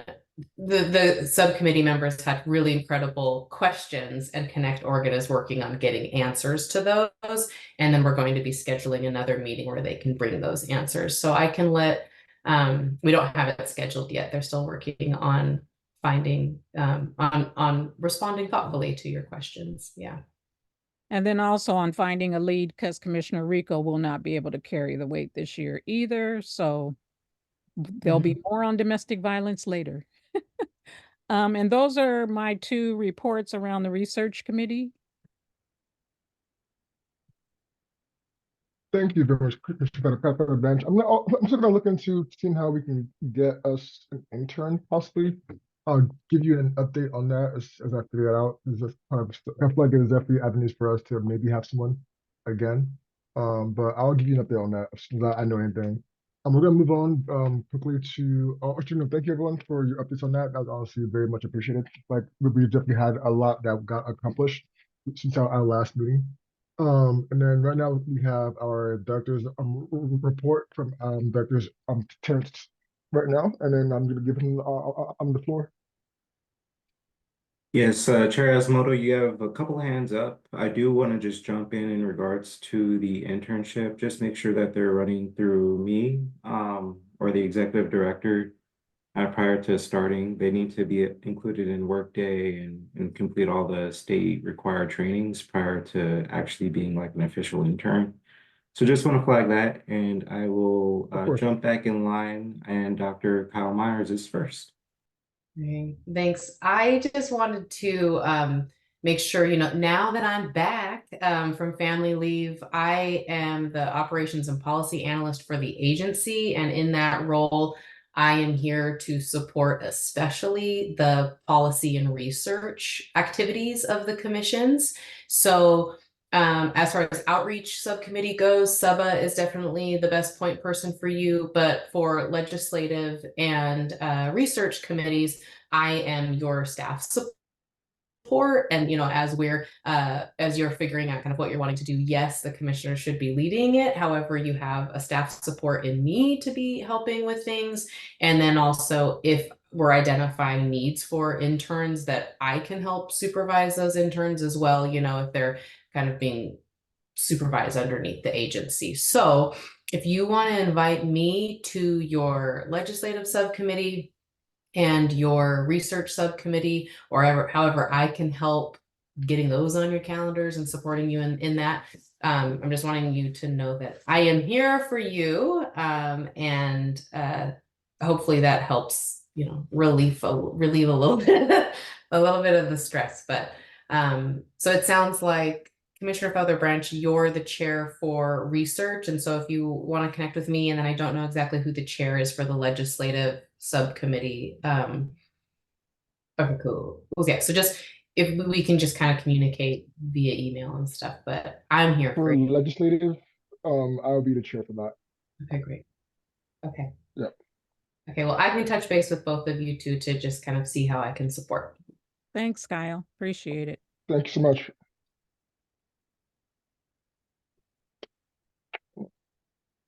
Director Commissioner Sanders? Doba. One more hand up, Commissioner Doba, I see your hand Oh, up.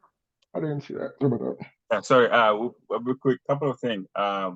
One thing we forgot to mention is in our subcommittee, again, Vice Chair Dururi is the chair of the outreach committee and also the note taker. So I want to make sure that we mention this.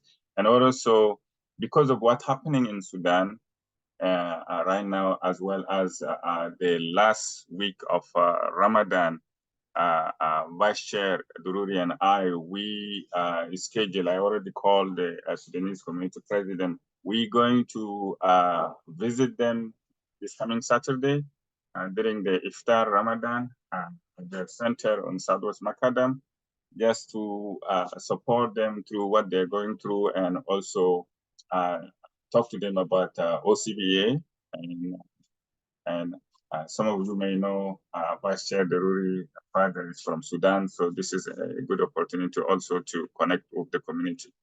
The other thing I want to add is to the research committee regarding housing as well as domestic violence. Please, if you need also assistance on specific issue for immigrant and refugee, don't hesitate to reach out to me. I will connect you with Alex as well as with our domestic violence manager, so that you can get some data, specific data, either on housing, please. either on housing or domestic violence. You can meet one-on-one with them or through Zoom.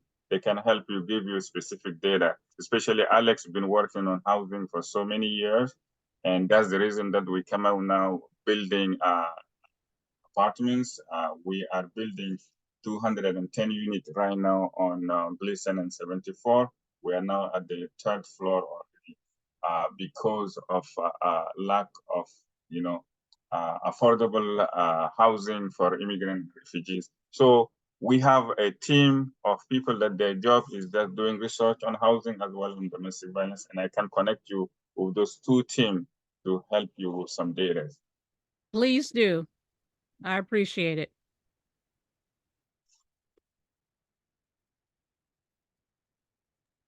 Thank you, everyone. Could I get possibly a motion to second to extend the meeting by 10 minutes? We can at least have the report from our ED. I'll second. Perfect. Thank you.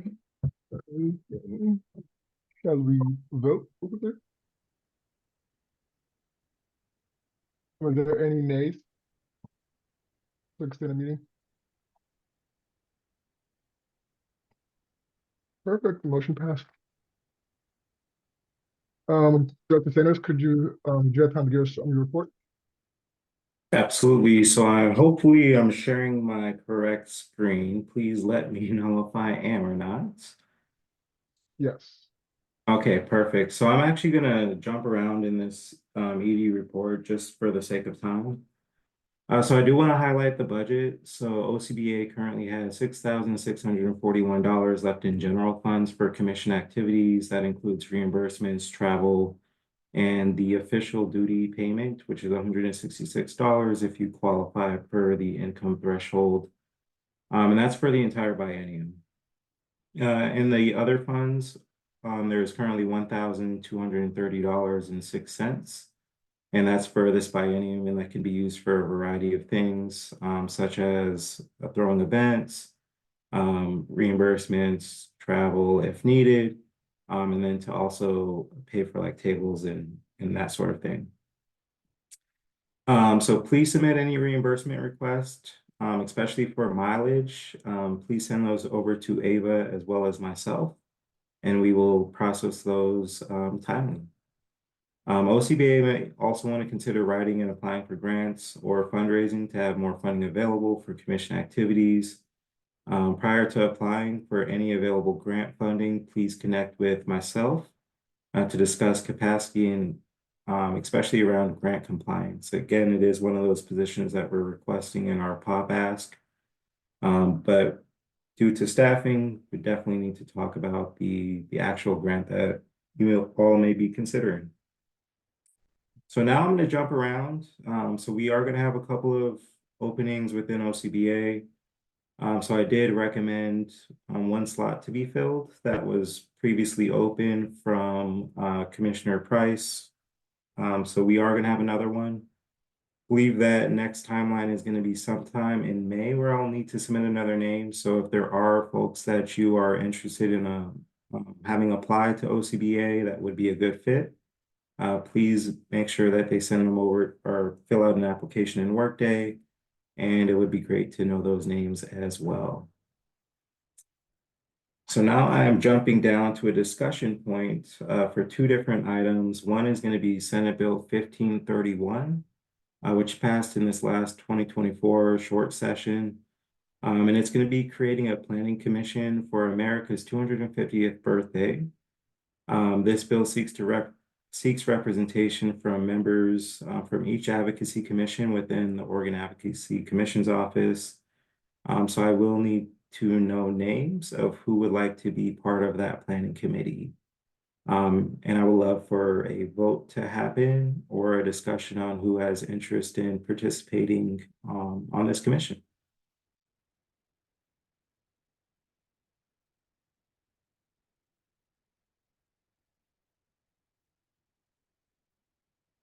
Would anybody like more information on this commission to foster discussion or? Yes, please. Okay. So this commission is tasked to create essentially like an event for the 250th birthday for America, which is going to be next year on July 4th. I know it sounds difficult to palate given the history of this country, especially as it relates to Black folks. But it is an opportunity to talk about how Oregon wants to celebrate this day, especially given the history of Oregon in particular around Black folks and the exclusion laws. So it may be an opportunity to provide some education around that. And I say the opportunity is there, but we definitely need representation from each commission to best determine how it should be celebrated within Oregon. If we have no takers, I can definitely be on there.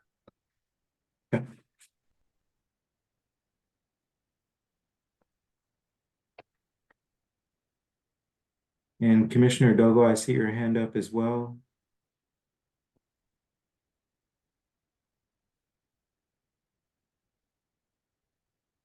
No. I didn't put it down. No worries, no worries. It's a lingering hand. It's completely fine. So it may be helpful to have a vote on this. If Bucci or Commissioner Yasumoto would serve for OCBA on this commission.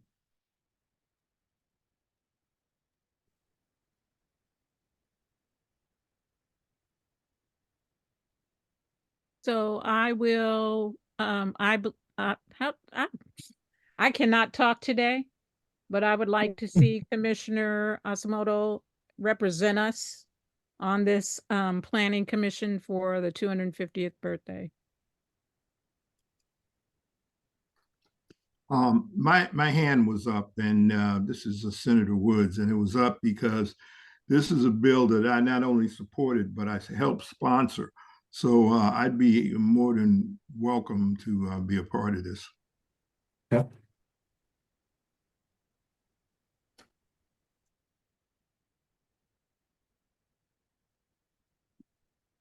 And do we have a vote available?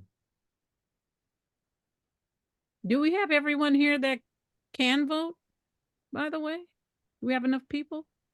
You do have quorum, yes. Okay. We have quorum.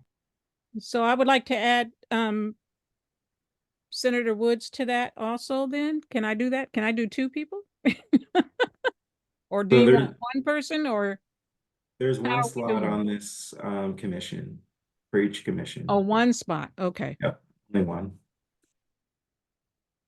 If it's one slot, I think it'll be best if Commissioner Woods goes, because he already has the history of being able to help out with that bill. And is there a second? I'll second. Perfect. So I'm going to go ahead and jump to the next discussion point that I just want to bring to your attention as well. So OACO is fully staffed again. So we're planning to do an environmental scan and have already started doing that through one of our interns through George Fox and under Dr. Kyle Meyer's leadership. Looking at available data sources within state government around the 7 strategic priorities that were determined, I believe, last year, if I'm not mistaken. So the discussion is around, are there certain areas that should be prioritized for data and research that would be good to highlight in this environmental scan? Just for reference, the 7 priority areas are education, jobs and economy, healthcare, justice, safety and policing, stable families, housing, environmental justice and equity, and civic engagement. So any thoughts as far as disparities to look for or any available data? Families and housing. Okay. Civic engagement for sure. And then I'd say jobs. And also education.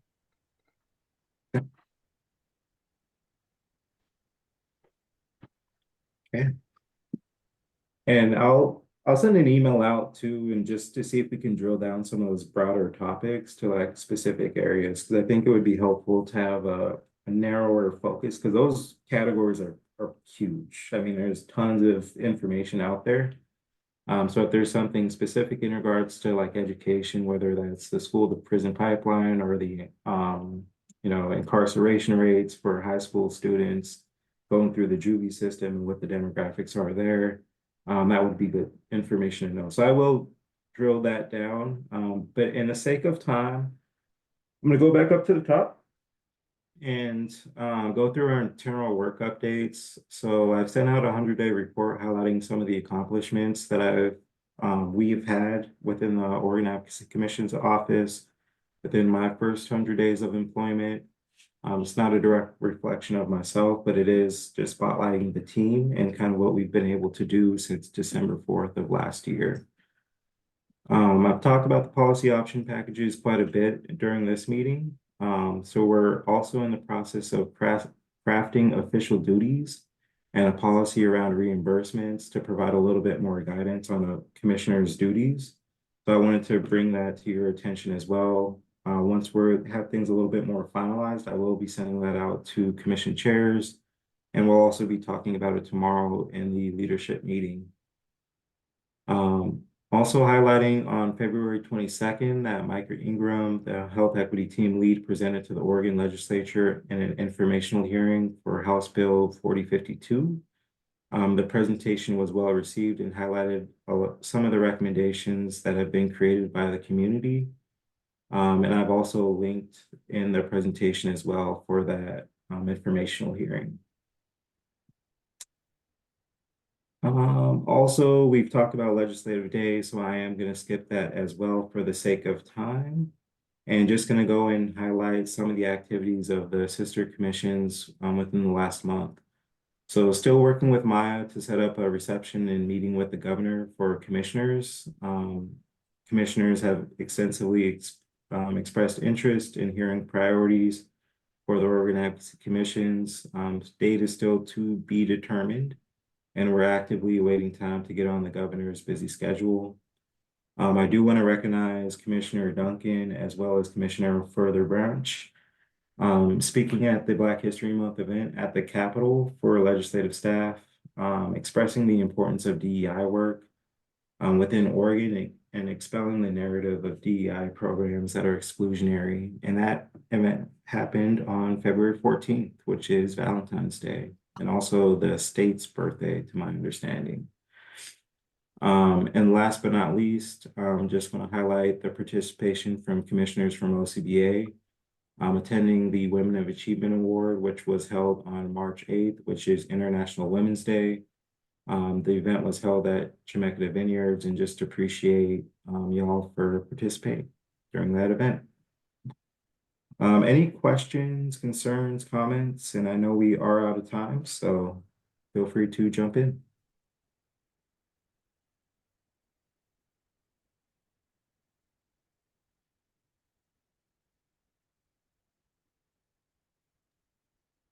And with that being said, Chair Isamoto, I will turn it back over to you. Thank you very much, Dr. Sanders. Do we have any announcements for this meeting? Gustavo? I believe the only announcement that we have is the next meeting, which will be on June 6th.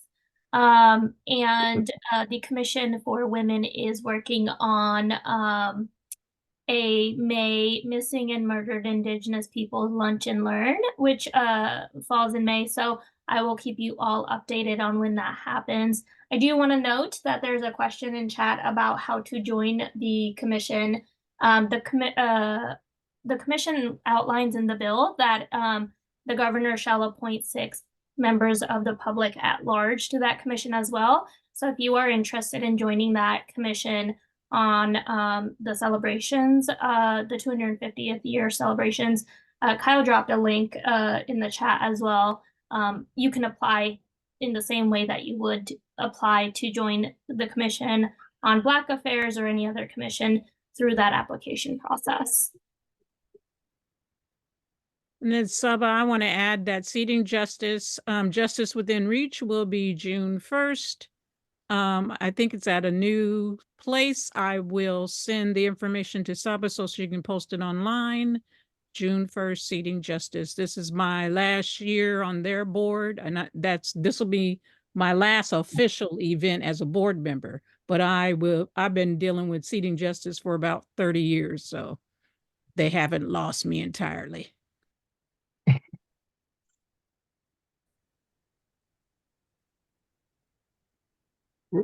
Quick announcement.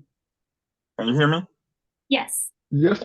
Yeah, talking about June, on June 5th, the African and African American clergy are having a conference and a forum at the, I think, Embassy Suite at the airport.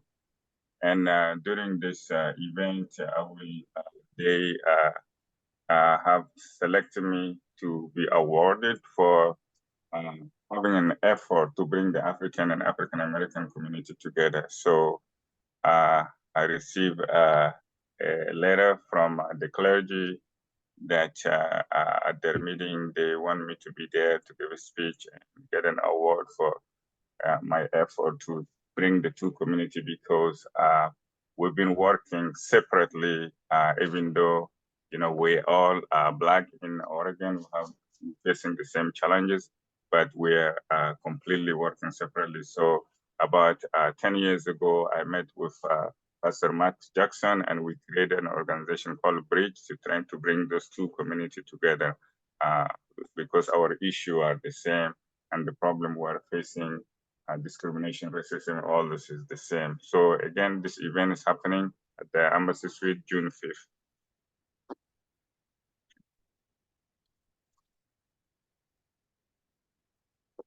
Thank you for sharing that, Commissioner Jogo.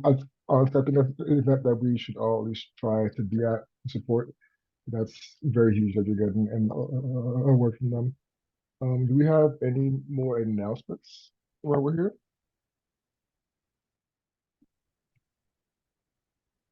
Perfect. Well, this concludes the end of our agenda. I want to thank all of you for being here. There's a lot of information that was shared today. I think it was definitely a very great meeting. I'm looking forward to the next one we have on June 6th. I hope you all have a great rest of your week and a great weekend.